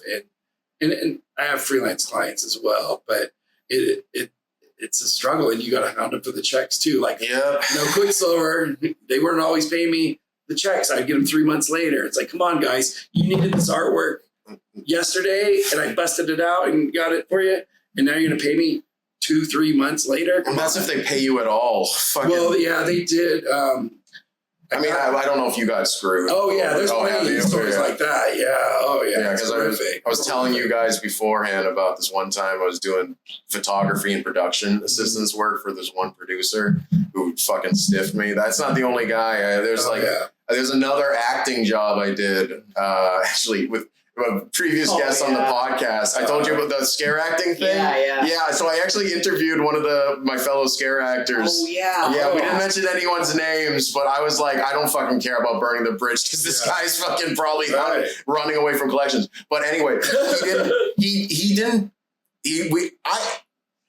I was lucky enough to get paid fucking months later. I still didn't get paid for the build setup for the sets. Yeah. I only did 3 hours of work though, so I didn't get burned too badly. Some people were working like 50-hour weeks. Yeah. So yeah, I mean that's just it's a struggle. You do what you love, but like you got to deal with all these vipers and shit. But like I think that you talking about you moving up faster in comedy. Like that goes back to what we're talking about. You like a lot of it's just networking and just being able to work with people you like. There are so many weird fucking people who are hard to work with that shoots them in the foot. It does, like that. I mean, people who are just better networkers. Yeah, word gets around. I mean, the famous ones there's you hear about the Louis C.K. getting canceled for being a weirdo. You hear all this Bill Cosby. There's people who are not even on that fucking level who still act the same way. And you don't even have to be that bad of a skis. You just have to be somebody who's just fucking not good with people. So basically, I got this one tip from a comic once. If you're getting invited to people's shows, you're doing something really right. So Yeah, so take it with stride, and I'm sure it's you're gonna have those lulls with comedy. too. Oh I mean, if you love it, you keep doing it. It'll be I'm not fun. in it for the fame, but Yeah. like, if it's just a hobby for me. But I love it, and you made me think about this. Like, okay, so art, it doesn't matter what my personality is, but in comedy, it will, because people want to work with people who are likable and are dependable, on time, and everything. And then part of the act, half of the battle, is being likable and fun on stage. So, I think that's maybe why the art goes a little bit quicker or whatever, why I'm getting booked and stuff. Yeah, and it's also like I said, it's a subjective art form. Like, part of people laughing isn't even you being good at comedy. It's just if they like you. Like, or if they can relate to something you said. Exactly. Yeah, that too. Right? Yeah. Because they might have, he's touched on something that I dealt with or I deal with a lot. Like, oh my God. And they're bringing their own history to it. And I mean, that's what's making them laugh. You never. Yeah, exactly. Yeah. Yeah. I mean, one guy told me when I was about to do my first mic, he's like, dude, know that they want to laugh. Yes. They want to laugh. Yeah. If they're coming for you, unless, open mics, it's different because it's comics. They don't want to be there. So you have to work for it. But if you're at a show, even if it's a bringer, you literally brought your own audience. They want you to do well. Yeah. I will say this. When I did art shows, I'd have a good turnout. And it's like pulling teeth to get any of my friends to any of my show. I bought these 2 tickets. They're like, I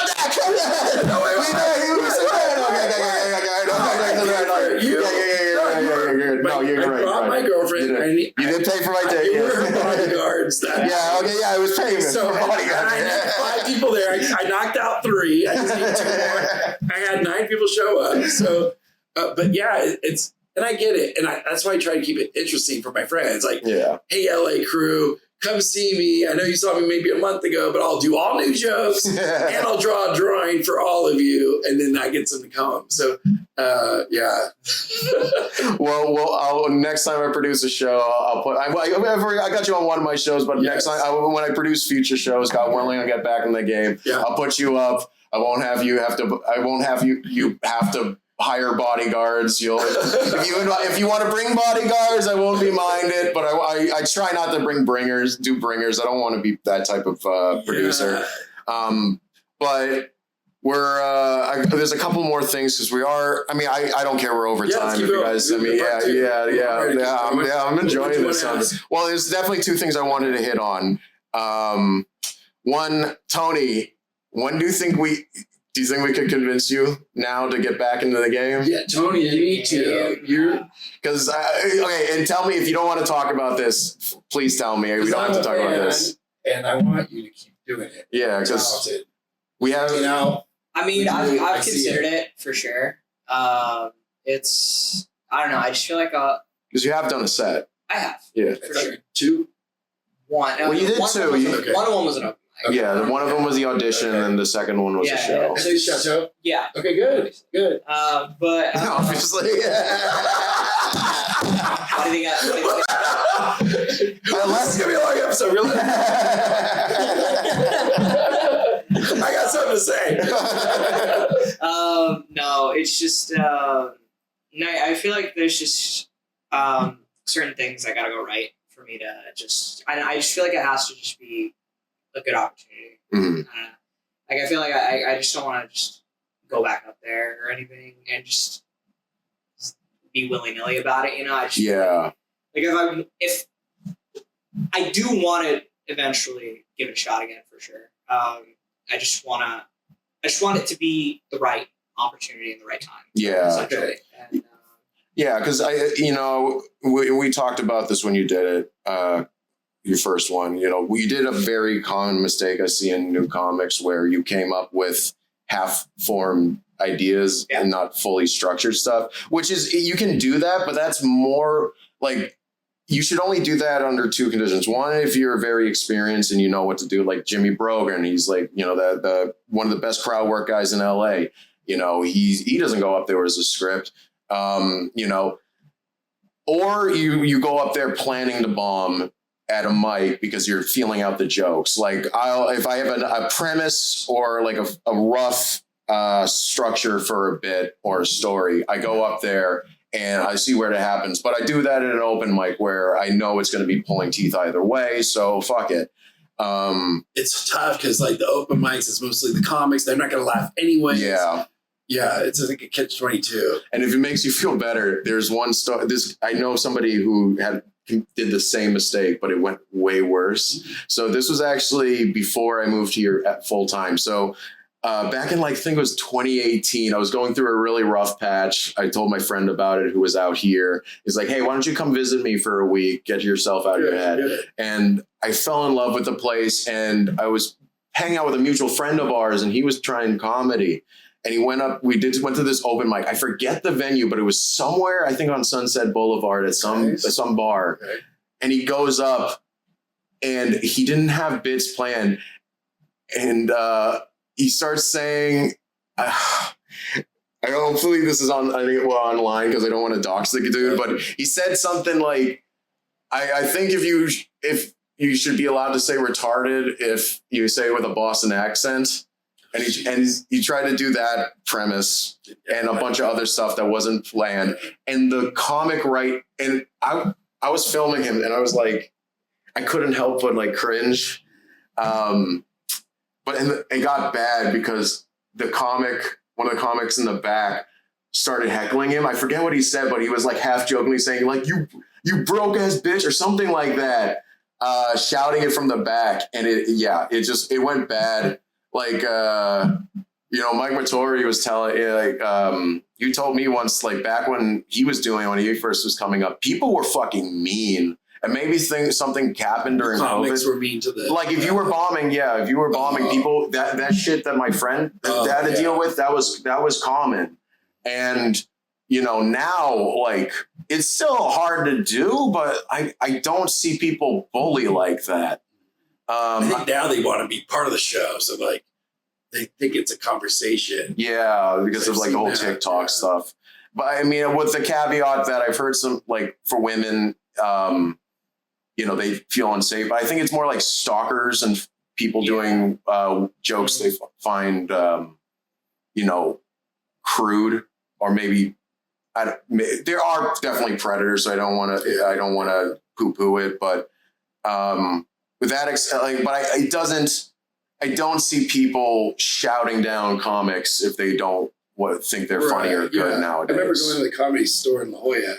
I was just going to watch, and I had no intention. I told myself, don't even get on that stage for 2 years. And this is like a year ago. And I knew it, you know what I mean? I was like, I'm not going to go on that stage. I had too much respect for that stage. So I went to an open mic, and there's 30 comics. They give you 3 minutes. And they're bombing left and right. And I probably went on the worst night ever. Mm-hmm. It was a shit show. And I'm like, I'm fucking put my name in the bucket next week. They pulled me, and I go up kind of early. And I remember the weird thing was I was nervous going in there. And there's 60 people in the crowd. None of my friends, of course, could make it. I'm there by myself. And as I'm walking on the stage, Mark, I'm like, I feel comfortable. I'm like, it was so weird. Why? I was nervous all day. And as I'm walking, I'm like, I own this stage right now. Mm-hmm. And I do my 3-minute set, which I'm used to 5 and 10, but I whittled down 3. So the Ross jokes are really quick. Yeah. And I just bring some quick hits. And the host says, that's how you do it, folks. And I'm like, I felt like, don't say that in front of everybody else.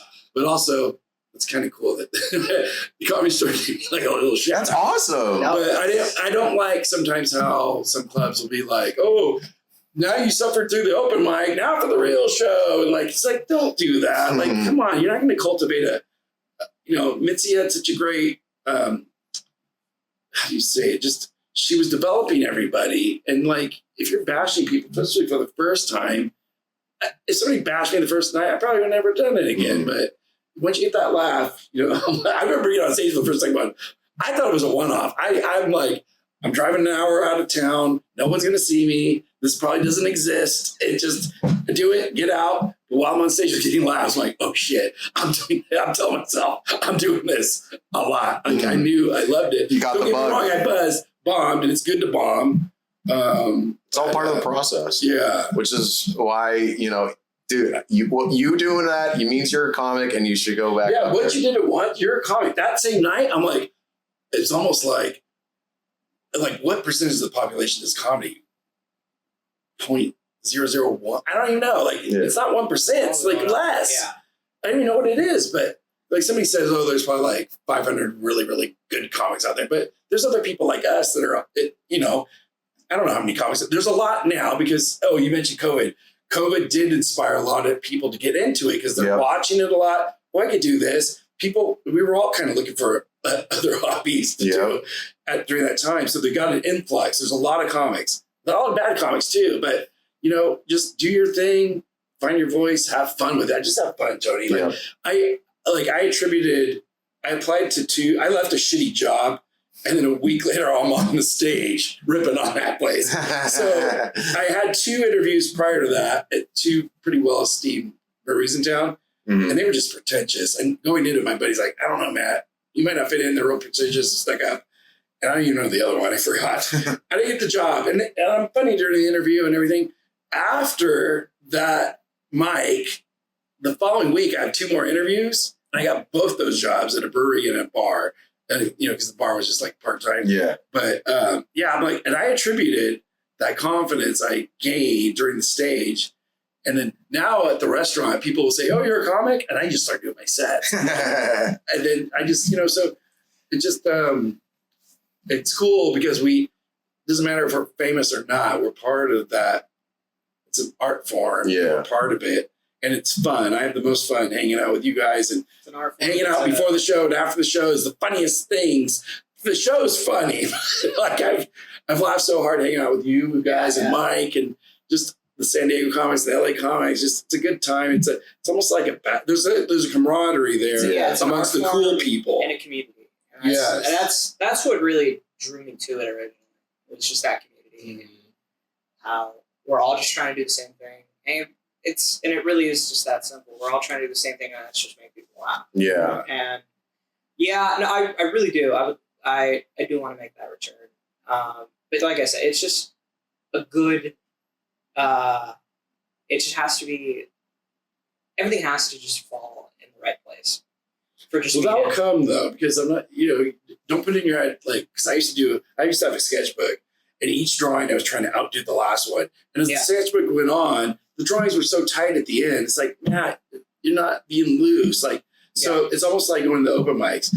Like how I approached it, Tony, just throw everything against the wall. Like just, you could write the stuff ahead of time or maybe think of stuff on the spot, like when you're doing the crowd work, whatever, because that does help. I don't really do that in the early days, but just throw everything. Every week I was driving an hour to do 5 minutes and it was all 5 new minutes. Mm-hmm. So by 12 weeks I had 110 minutes. They're not all great, but I was able to, the brewery joke works, the Ross chick works, this art thing works, like, and then you just got to work on that. So I think the more you get up there and don't try to go to the spots where they're not going to laugh, because we were able to get those types to laugh. And my buddy Big Frog, he's like, Matty, the 3 of you got comics to laugh at your shit. I go, yeah, what's wrong with that? At the mic drop mic? No, it's Solaris. So where I started was a brewery. Oh, okay. But these guys don't laugh, they don't clap, they don't do shit. But I had there was 40 people in the room and we had regulars who were laughing. And so, and the comics were laughing too. But I know when you perform in front of comics, it's like crickets sometimes. Yeah. And sometimes they already know your joke or whatever. But once I say get in front of a real audience where they're liquored up, they're there to have, they're there to laugh. It's like a game changer, and you're gonna realize how good you actually are. So, no.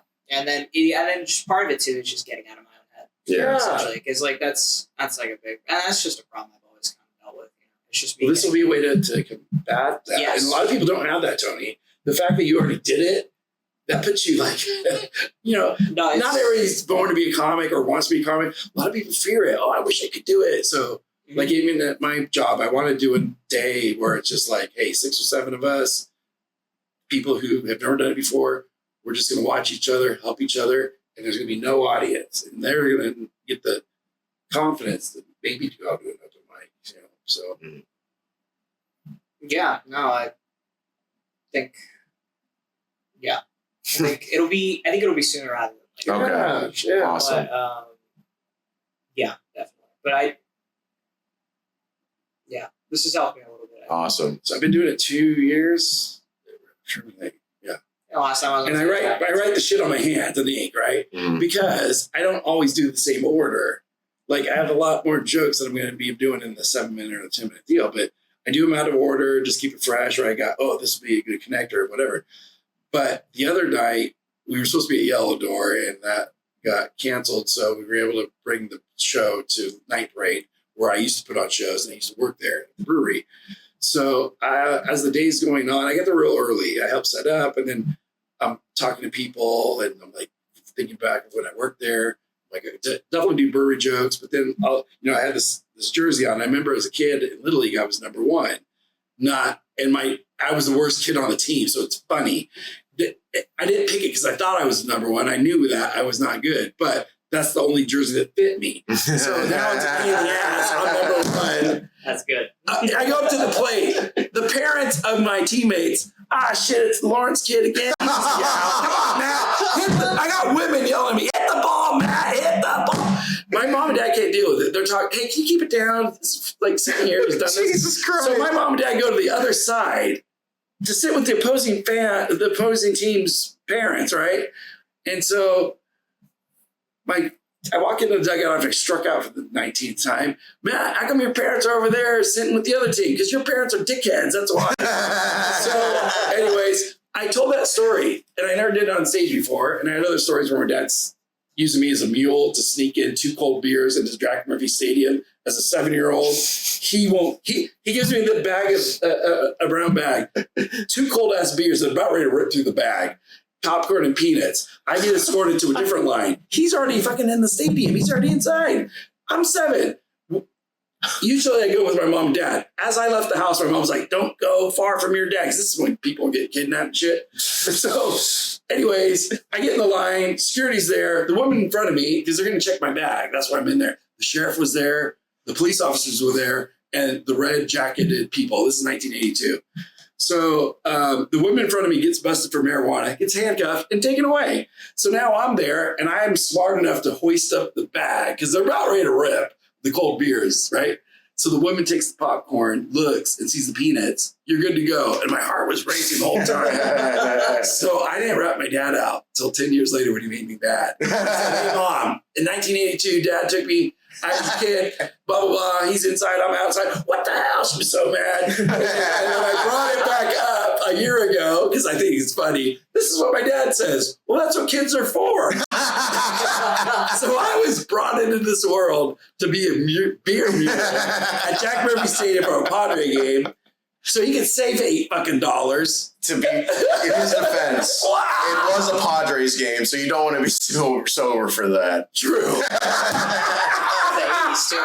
The 80s too. Were they bad back They've then? been bad. I mean, they went 84 and 98. That was it.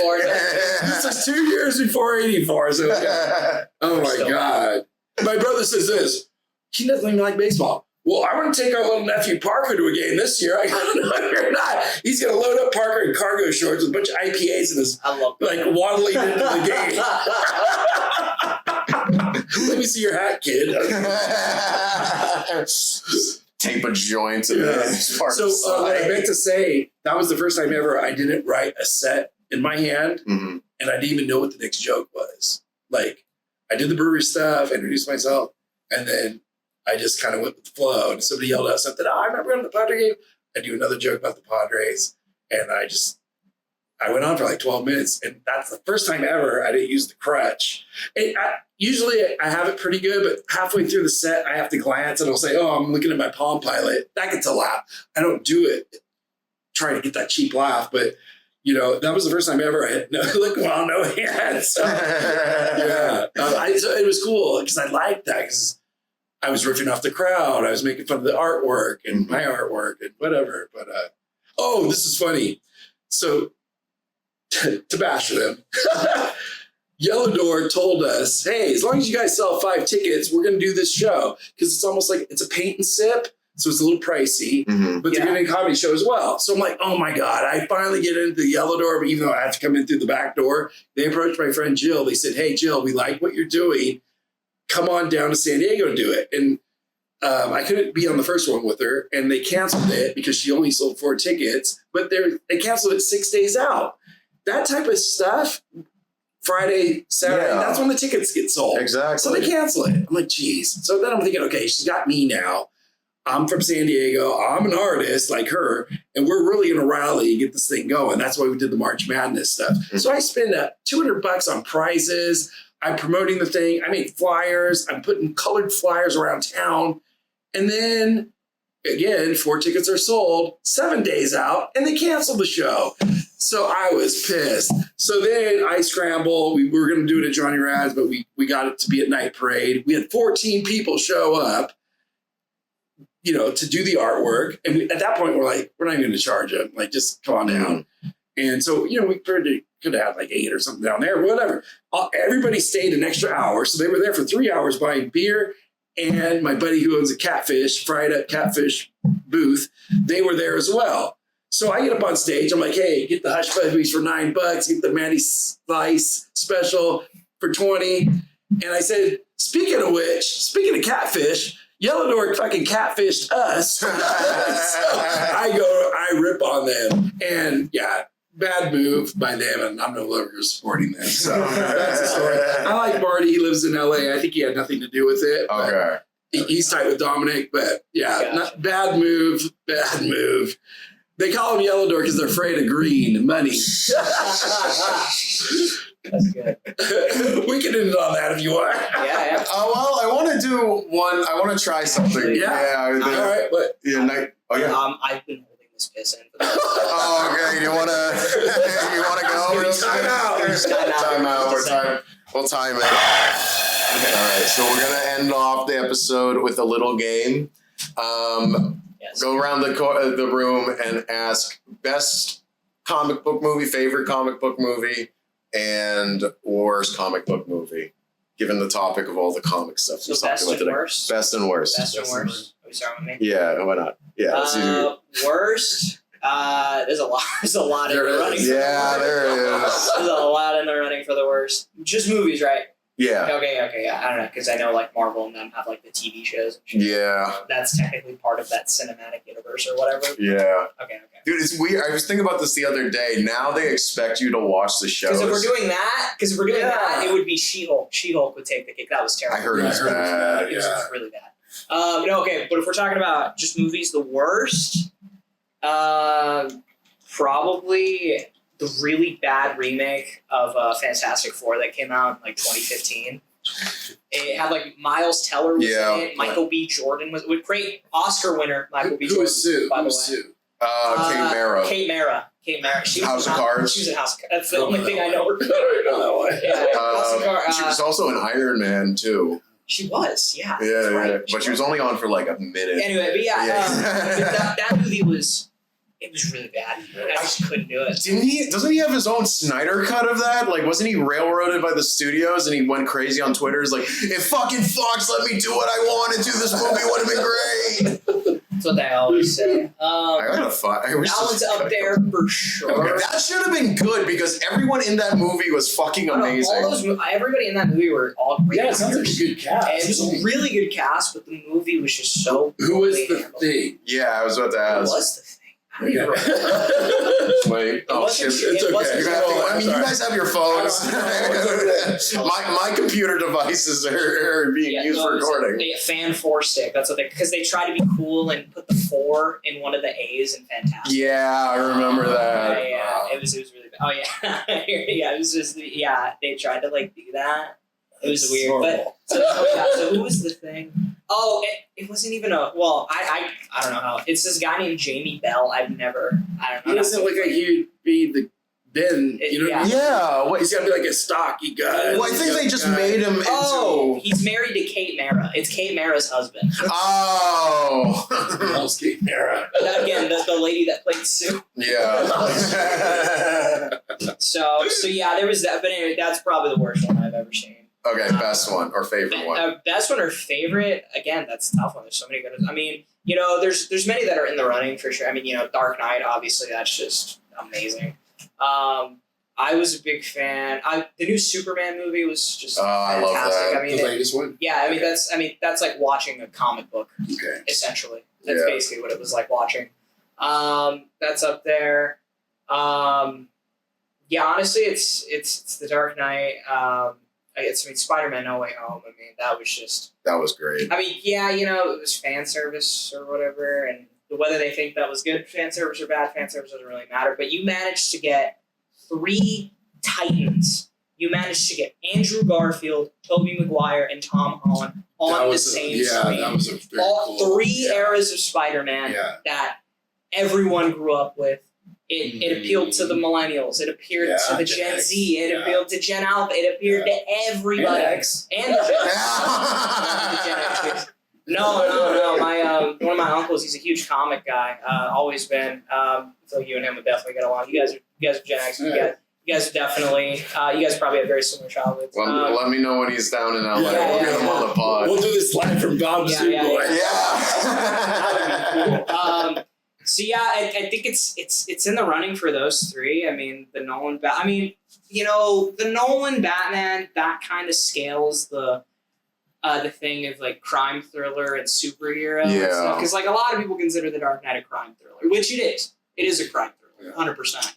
But you still have that Batman IP as a central focal point of the story. Having Bruce Wayne, having the Joker. Yeah. I mean, Heath Ledger's Joker, again, it's been said a million times, but that's one of the greatest acting performances ever. Yeah. It is. Growing up, I mean, I'm not saying it's a bad movie. I mean, I have it on my shelf over there, but watching it as a kid and watching it as an adult, I have to say it's a great movie. It's a bad adaptation of Batman. It's not, no, like if you're expecting comic accurate Batman, you're not going to get that in there. Yeah. I do like how they based it in reality. Yeah. That was cool. That was cool too. Even though because they were doing that before. Yeah. Because everybody does that now. Yes, true. Everybody's doing that now. But I fell asleep. What's the first one called with Batman Begins? Yeah, I fell asleep. I can't get through that movie. I think it's boring. It's just, but I love the second one, and I don't really care for the third one. But yeah, it just felt like it was just so like you said, missing the Batman. All time, so all time, it's probably. But if we're talking just pure comic book of just like it's like I'm reading a comic book. Yeah, it's either Superman, the new Superman. But again, that's just me and my bias because Superman is my favorite, and that's probably the most faithful we've ever gotten Superman in an adaptation. That's not the legendary Christopher Reeve. Yeah, I was gonna say and then even the Brandon Roth movies, the ones in the 2000s, even those weren't terrible. What the Superman Returns? Yeah, Superman and Superman Return. Or they made two. I thought they only made one. Was it only one? Yeah, the one with Kevin Spacey, right? Yeah. Kevin Spacey. Superman Returns. So yeah, those were maybe a little bit of recency bias, sure, but that's definitely up there. And Spider-Man: No Way Home. Yeah. Those 2, I think, are definitely like. It's like you're watching someone flip through pages of a comic book, and that's yeah. So when you go to a comic store and you flip through a comic book, and you're seeing just those images, so much going on, and it's just so much chaos and so much action, and I feel like very few movies don't really encapsulate that a lot with a lot of comic book movies, but I feel like those 2 encapsulate that the best. That and like the Avengers movies, but that's a whole other thing. But yeah, it's those. So I'd say it's tied between No Way Home and Superman, and then the worst, Fantastic Four. Like it makes the 2000s ones look good. And then even then, the 2000 Fantastic Four movies, they weren't that bad. That's all I'm saying. Mm-hmm. Anyways, but yeah, that's my piece. I could go on about the 2000s because I grew up with those. I love those. I need to rewatch them as an adult. Those were perfectly cast. That's Anyways. All right, Matty. Best and worst. I'm going to go worst first. Being a Hulk fan, I didn't really care for that. I know he's a great director, but the Ang Lee one that came out where the Hulk is jumping over like deserts, and like it's just throwing me off. Like, and I didn't read a whole lot of the Hulk comics, but I guess he did do that. And my friend said, well, like he gets bigger and bigger and he can jump farther, but it just threw me out. Like, it looked goofy. So I like the visuals in the beginning with like, the splicing of the octopus or the starfish and all that. And there was a lot too much of that whole like split screen shit. But I was just kind of disappointed in that one. I saw bits and pieces of the horrific Halle Berry Catwoman. I saw some basketball thing she's doing, and it's just, I never watched, I probably seen 6 minutes of the whole thing, but that 6 minutes is horrific. So that one gets my vote. I never watched the whole thing. I love the Tim Burton, the original 1989 Batman, Nicholson. I gotta watch those. It was so good. The music, Danny Elfman, like that was just like, and the Superman that came out, I think in the late 70s, that was great. But like, we had been waiting all through the 80s, hearing rumors of, hey, there's gonna be a Spider-Man movie, and later it was gonna be directed by James Cameron. And then, we finally get the Tim Burton one, and just like, I saw that. It's funny. I don't see movies often twice in the theater, and I saw Batman, the 89 one twice, and then the one you mentioned with Heath Ledger, I saw that one twice. The only other movie I saw twice in the theater was The Hangover. But anyways, but I didn't like Batman Returns as much, but I just love that original one, and I do like the Deadpool movie, especially number 2 and 3. I thought were just hilarious. Yeah, I think they really do a good job of capturing that character. I haven't read a whole lot of Deadpool, but he always felt like he was very overly gratuitous violence, but. And the movies are too, but he reminds me of Bugs Bunny. Just like the visuals. It's so wild. I was at a bar last night and they replayed, or they're playing the part in part 2 where they're jumping out of the airplane. And, the Brad Pitt and all that. And just like, they shot scenes where they land. Do you know that? In the theater, what, the in preview. The second one? I haven't seen the second one. So Deadpool 2, he's got X-Force. Yeah, and X-Force, it shows them all, they spent thousands of dollars for all those characters to land and do their super beer pose. So they land out of the, so you're watching the movie, it's a joke. They die on the way down. So they couldn't tell anybody, I'm not really in the movie. I'm just in the Wait, who you don't know anything about this? I haven't watched. I only saw the first. Spoiler alert! You gotta watch Deadpool 2 and you'll get it. We'll watch it before I leave. So I'm sorry. I didn't mean You're it's good. been out for 10 years. Yeah, exactly. That's fine. You own it? No, I own The Dark Knight. Oh, I'm sorry. I think you meant Deadpool 2. No, yeah, I haven't watched Deadpool 2. Okay. I've watched the first and third. Oh, God. Oh, yeah, that's right. We saw Deadpool. Yeah. That movie I did see twice, the third one. That one was good. I like that one. Coming as a Deadpool comic fan, I'm ambivalent to the movies. I enjoy them right off the bat after watching the first one. I was like, okay, I had my doubts about Ryan Reynolds. But he's great. Now looking back, they get the wacky tone.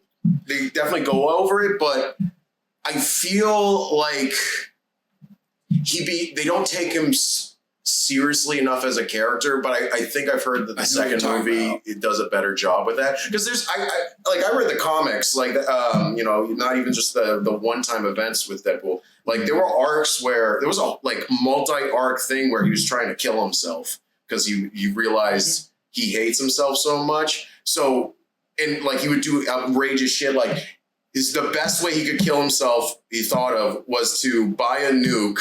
Use it on Bruce Banner to piss him off, and then convince the Hulk to kill him.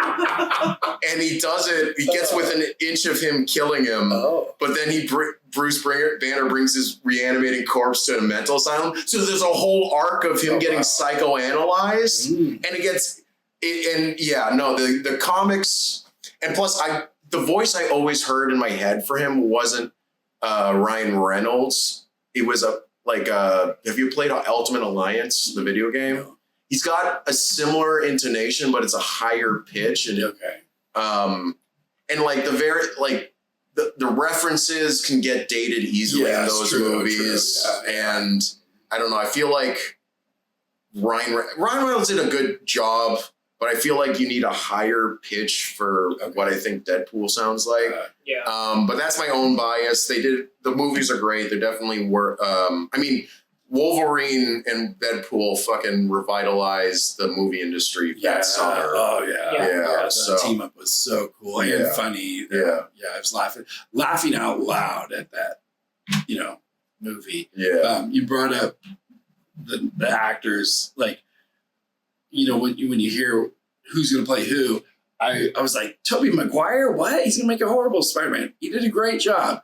Heath Ledger, I'm like, no way. This guy that's like, he's too young. And Heath is great, but like, I felt like he was too young. And then like, he's a handsome dude. So it's like, that doesn't scream skinny, wacky Joker, but he pulled that off. Mm-hmm. Like, wow. Like, and then Ryan Reynolds, I'm like, really? Like, he's going to be incredible. But they all kind of exceeded my expectations. They did all three of them did a fantastic job, especially Heath, of course. Like I know people were in uproar when, I don't remember it, but Warner Bros. Got a ton of letters saying, have Michael Keaton be Batman. He was perfect. They did the same thing to Ben Affleck. Oh. Yeah, a lot of people didn't like the Ben Affleck Batman cast. Yeah, no, I remember that because that happened when I was in high school. Yes. And like that was more of a Zack Snyder thing that he didn't do well. I mean, it was good casting. He did good with what he had. It's just he looked good. That fucking direction for that whole cinematic universe was just choppy. But then I didn't even watch most of it, so I did. I've never watched those Avenger ones. Like I loved Iron Man. That first Iron Man's really good.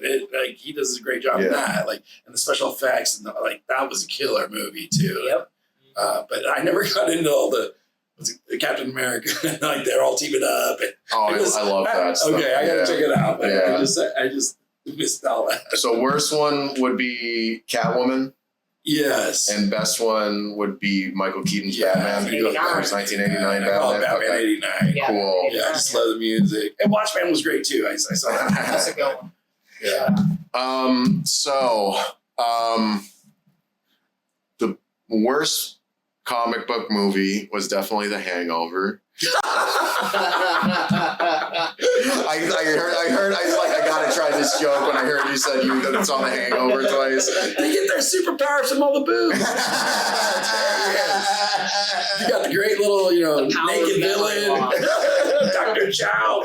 I always call him Dr. Chow. It's Mr. Chow. So his actor's an actual doctor, but that's right. Yeah, that's but right. it's in the movie. It's Mr. I always Chow. call him Dr. Chow. No time for love, Dr. Chow. That might be one of my more controversial movie opinions. I think that movie's I think that movie's very overrated. I watched it in high school though, so maybe I'll appreciate it better now. I got a real quick story. Yeah. I told my uncle, because my uncle has crazy stories along with my dad, who going to Vegas late 60s all the way until last week. So these guys, one time they had a pin. They knew their buddy would drink a lot. And so this is before cell phones and everything. This is early 70s. They pin what's it called? The little 3-punch hole paper. Oh, yeah. Blank paper. If found, please return to they pin it to their buddy. Yep. Like, if found, you're going to return him to where we're all staying. They throw him in the trunk. He's so drunk. And then he escapes. So, seriously, he escapes out of the trunk. He meets some woman, and she's gone for 2 or 3 days. So he comes rolling up the driveway. They said she wasn't in a headlock, but it kind of looked like that because she's kind of like carrying him. And then it's like, where have you been for the last 2 or 3 days? They're kind of looking for him the weekend too. They're also having fun. So I told my uncle, you gotta see this movie Hangover. You're gonna love it. It's about Vegas. He's like, I ain't gonna watch that shit. I go, oh yeah, right, because it's like a documentary. That's great. My uncle spends all his money first night out on another trip. He's down to $20. No, he lost everything Friday night. So he's all, Mike, give me $20. My uncle takes the 20 and gets it up to $2,500. Like, insane. Wow. And he was drunk while he's doing it too. It's like the drunken karate master. The drunken master. It's too many funny stories. Did he lose it? Did he keep the $2,500? Yeah. he kept it. Yeah, Oh, okay, good. I mean, he probably gave a little away. But then one buddy never liked going to Vegas, but he would always go with him because they have to do that football picking. And he wins. He's like, I don't want to go. I don't like gambling. Like, come on, Mike, just play some games. And so he puts like $5 down and he wins like 30. And then he puts like $10 down, like a couple, deals later, and he wins like 40. And he says this straight serious to the dealer. Wow, it's kind of easy to win. How do you guys stay in business? I go, Mike, look around this multi-million-dollar facility. This was not built. This is built on lose. This is a lucky streak. Famous last words. Famous last words, I was gonna say. So you said you were. So worst. Jokes aside. No, jokes aside. So best definitely is Infinity War. I remember that. So that was the second to last of the Avengers movies. Oh, wow. Up to this point. The OG is Of the OG Avengers. Yeah, when he snaps. I did see the ending of that. Okay. Yeah, so I love that movie so much. Yeah. I loved it because the way they were able to take all these different storylines from all these different movies, all these different genres, and still make it into a cohesive thing.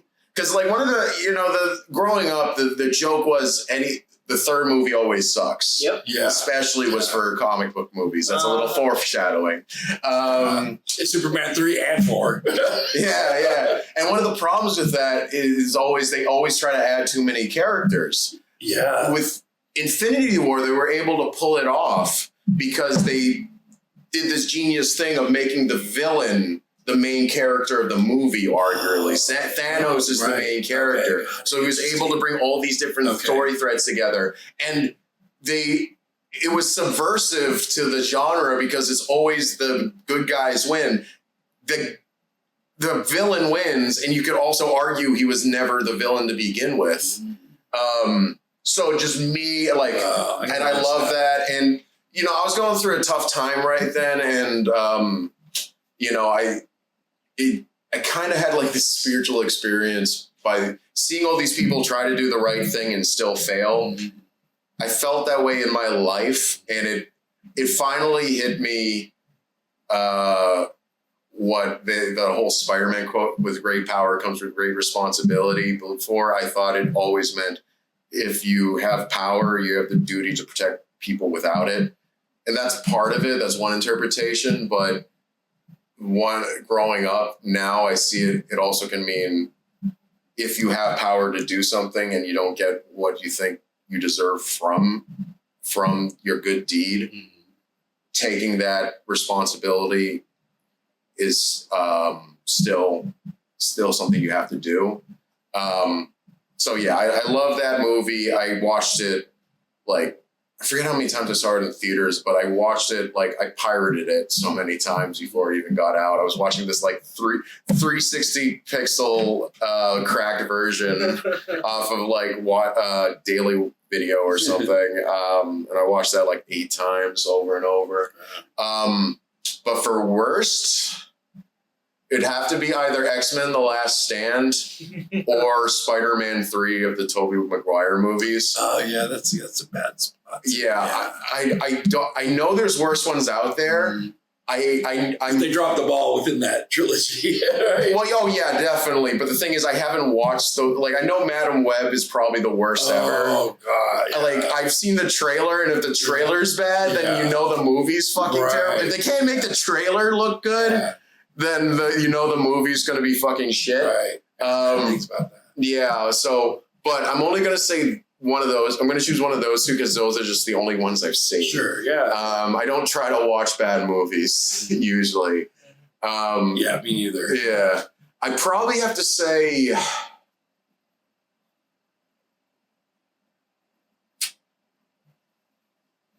I feel like I hate X-Men 3: The Last Stand more. Is that the last one with Hugh Jackman? Or no? Yeah, Hugh Jackman. Because, they kill off, Professor X and Scott, what's his name? Cyclops in, the first 15 minutes. Like, have you seen it? No. Have you seen I Last saw Stand? the first one and maybe the Dude, second. I saw it in theaters. Oh, Yeah, yeah. I did too, yeah. Or the first two I did. Saw in theaters. Were you disappointed when you saw it? I mean, I was a kid, so I was like, Wolverine. Yeah, I was wondering. Yeah. No, watching it back now, no, it's not great. It threw me off. I watched it, like I've seen it multiple times, but It threw me off when they look nothing like the comics. You know, it's all matrix-sized and All black, and then they do have that line. What were you expecting? Yellow. So that was funny. Yellow spandex. I do, even though, like you said, the Spider-Man 3 is not that great. I did like the part where the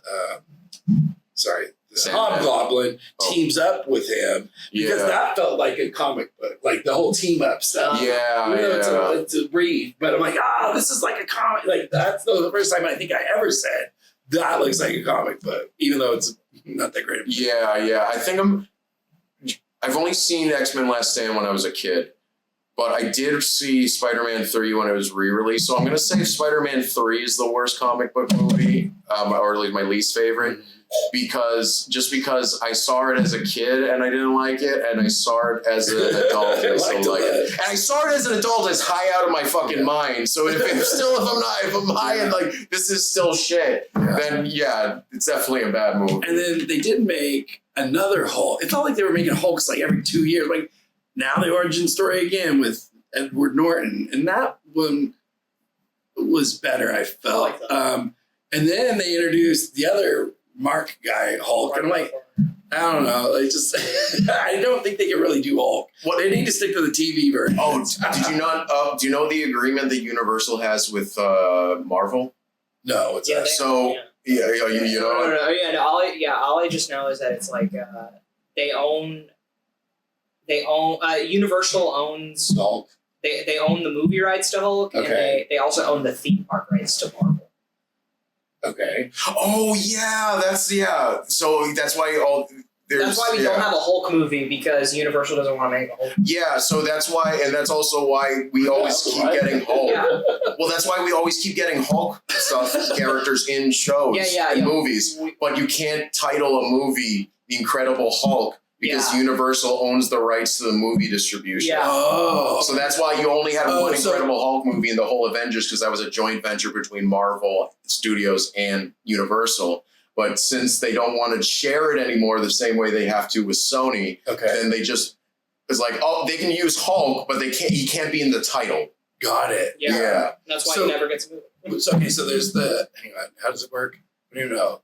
Then there's that first Hulk movie, I forgot the actor. Then there's the Edward Norton. Did you say there's another one within the Avengers? Well, he's in the Avengers movies, he's in it. And he's in a bunch of the other movies too. Like he's in Thor Ragnarok. Yeah. He's going to be in the next Spider-Man. That's so interesting. But he can't have his own standalone movie. Got it. Okay. Like they had Bruce Banner wasn't in the new Captain America, but there was a bunch of characters. Like they had Red Hulk and wanted, like, I guess the Hulk's version of the Joker. I forget the dude's name. Okay. But like they had Hulk characters in it, but it's a Captain America movie. Yeah. So that's how you keep Universal off their ass. Yeah. Yeah, that was, dude, fucking just shows how much things can change. Like that was all due to Marvel selling off all its licensing rights back in like the 90s. Yeah. And now they're the fucking biggest shit in the world. And Marvel created their own studio after, like, you know, and I read that, like, okay, like we don't have, how did it work? Because they brought out Iron Man. So when that starts, I don't think they had because Spider-Man would have been Sony by then, right? Yeah, they needed to wait. So then they sold out, so they can't do their top tier characters. And, you know, I always like the art, of Iron Man. And so they kind of went with, and they all said, well, who wants, no one wants from Iron Man on down, but I always felt he was like, a cool second tier character. So they launched that Marvel Studios with him, which was smart, and so it's interesting because, it all kind of blurs. And I thought, like, oh no, they had Spider-Man, they didn't. Like at that point, They're just working off what they had left over. So people don't realize is that all these characters that started off the MCU, these were all like B tier Marvel characters. Like, or C, yeah, B or C tier, like Captain America. Like Captain America wasn't even like he was on like more of the B side for sure, but like no one was like I want a Captain America movie. Right. Like no one was like there was those movies in the 90s that were very good, but they were like TV movies or something. Yeah. I mean, I remember as a kid before this first Iron Man came out, it was like, those popsicles, like they'll license out like the likenesses, like, there's like a Ninja Turtle popsicle. With the gumball. Yeah. I remember going to the market, supermarket as a kid and seeing the popsicles, and they had one for Hulk. Oh. They had one for like Spider-Man. They had one for Captain America or something like that. And I remember thinking, "Who's Captain America?" And it just goes to show, they weren't as popular. Yeah, because all the popular ones they sold, because they sold X-Men off to Fox. Yes, they sold Spider-Man to Sony, Hulk to Universal. Those were like the big three. Yeah, It's funny. Okay, so I guess the Incredible Hulk TV show from the 70s, it might have been Universal, because when I went to Universal Studios in like 1980 or 81, they had this really cool Dracula castle. And it was like a stunt show with like Frankenstein, Dracula. And it was scary for a kid, but by then I know it's all make believe. Yeah. And they bring out the freaking Incredible Hulk. Of course, I go ape shit. So it's just a weird combo, but they must have had that license of him to incorporate. And then they got rid of that and brought in Conan. I remember seeing the ads for that because they would have like a dragon pop up and like Conan's fighting and shit. Mm-hmm. It's funny how they just shoehorned that's a Hulk in there too. I loved it. Probably made no sense to everybody else. They still have the Marvel Land in Florida. Oh, they do? Yeah, and then I remember because I remember I went to Universal when I was like 7 or 8 back in like 2008 or 7.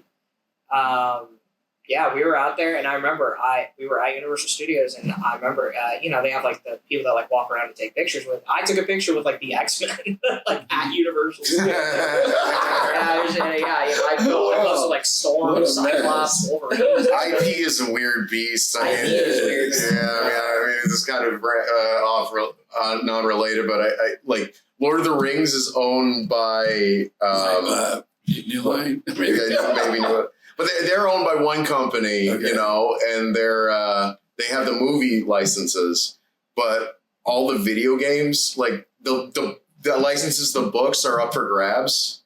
So like there's a bunch of games that are based off the books, but have nothing to do with the movie, so they're completely different. Like Lord of the Rings Online was a big game for a while, and it's all based on the books. It has nothing to do with the movies. Shadow of Mordor too. Wait, I thought they are licensed with. Are they actually licensed? Yeah, because like they characters and likenesses in those games are in the movies. Gotcha. Yeah. I actually, you're just going through my whole fucking cabinet. Well, the recent the books now are. Someone was literally like, he's like, oh yeah, now that it's public domain now, I can actually say Hobbit in my book. Wait, oh shit, is Lord of the Rings public domain now? It's about to be. Oh shit. Yeah, apparently the thing expired. So Steamboat Willie, Black and White, Mickey Mouse. Someone's gonna make then Winnie the Pooh. Someone's about to make a Lord of the Rings slasher. Dude, we gotta get on this. Dude, we're recording the moment. We're gonna become rich. We're gonna make a Lord of the Rings slasher. Dude, I can't wait until Let's do a modern day. Lord of the Rings modern day. They exist on some island, but they don't. No, we do it in the same energy. We get Dr. Chow. The Romeo and Juliet from the 90s, where they all have twins. Oh yeah, Romeo plus Juliet by Bats. Their third. Because that was modern day. They said it in the modern day, or they said it in 90s LA. Oh, So maybe we could do it like that. Why were they wearing didn't they have the metal chest plate? Yeah, but their swords were like South Central. Yeah, like the swords. What part of LA are they going? This is like Venice. Like, shit. Or like the Capulets were like Venice or something, and then the Montagues were like Compton, I think. Oh, there we go. See, okay, that would have worked so much better, but you chose Venice versus Compton? It should have been Bloods versus Crips, in my opinion. But then you couldn't have Leonardo DiCaprio as the first playing a blood. Playing a blood? What? Who wouldn't want to see that? Just Leonardo DiCaprio in blackface. No, we'd make him a white blood. Oh, yeah, the legendary white bloods of LA. There's Asian bloods. It's true. I know that. There's some of them in Pasadena. In Boston, man. No, not Boston. I knew a guy. No. I'll tell this story off camera. I'll tell the story. Did you ever go to the Bull and Finch in Boston? Bull and Finch. Bull and Finch, does that ring a bell? That's the bar Somewhat. that inspired Cheers. It's the bar that they show Oh, I thought they as actually. the opening, how do you say it, Yeah. scene of Cheers. Oh, I thought You there's go down the stairs. And Yeah. it looks nothing like the bar in Cheers. Well, I thought the bar in Cheers was based off a bar called Cheers. No. Because there's an actual Cheers bar now. Oh, probably. This Yeah. one was called the Bull Oh, no, and they Finch. They renamed- just put the sign. I that just said looked it Cheers up. on They it. renamed it. Oh, Yeah, okay. it's- the Bull and Finch is now called Cheers? Yeah. Oh, jeez. Oh, shit. Well, Okay, so I then guess the they set, leaned into the. the set was in Hollywood somewhere. Yeah. It was on display, and then I wanted to go to it, and then they said, "Oh, we just packed it up like a couple weeks ago," or something. Like, damn it! Yeah. So that's what happened. Yeah. So it opened. Yeah, it opened as Bull and Finch. Yeah. And then Okay. it got changed to It's now just Cheers. Okay, yeah. Did you ever see it at all? It's the show. Maybe if we show you a picture. Well, no, I mean, I've been around there. I went to college on the other side of. So you know the kind of where it's bar. at. Yeah, I know the general area it's at. I just never been there Okay. myself. Well, actually, I've been to one of the locations, or at least I've seen one of the locations because they have a location in Faneuil Hall, and I used to work at Faneuil Hall. Oh, cool. But yeah, that's one of. That was It's my one of my- all-time favorite shows. Oh, yeah, All I time. love Like it. I love Sarah and Son, Cheers, and I like Arrested Development, the early seasons. Those first 3 seasons is Freaks probably. and Geeks was good, but I don't really watch a lot of TV. I never really was into sitcoms. I was more watching sports or comedy, like all those Evening at the Improv and the BET and the all those different shows that VH1 would show comedy, and there was the MTV Half Hour Comedy Hour. That was the name of the show, Half Hour Comedy Hour. It was half hour long. So yeah, the early days of Ben Stiller and Janine Galafrigo and those comics of that era. I love David Talley. He's probably my favorite. Him and Greg Giraldo are my 2 favorites, and Rodney. And then I always liked Eric Myers too. Yeah, no, I'm the opposite. I watch too much shows and I don't watch enough comedy. Which is kind of good because I got on Instagram like 5 years ago, and so for 3 years I'm just watching comedy. But once I became a comic, I started to follow stuff because I don't want, you know what I mean? I don't want any of that in my head where it's like I think You're being like how do you say it? regurgitating. Well, just like stuff. it's how do you say it, from osmosis or whatever. Like I Oh, don't really yeah. want to I just want to be unique and and sometimes I don't want to go to comedy shows or and that was in the early days of me doing comedy. Once I started doing comedy, I wasn't going to shows like 5 or 6 months and I don't want to be influenced by anybody, and I started to not watch as much on my algorithm and all that. So Well, I would love to keep talking. This has been a fun time, but I have to edit this, and it's already a very long process to edit my 1 hour Can we episode. do 2-parter or no? Maybe we could do that. Maybe we'll do that just so that way it could be done faster. But I don't know. I feel like we should just put the whole thing out. All right. But yeah, no, thank you guys for coming out today. Thank This you. has been fun. This has been a lot of fun. This is hopefully you'll be back on again soon, guys. This has been another episode of Off the Mark. Thank you guys for tuning in. Okay.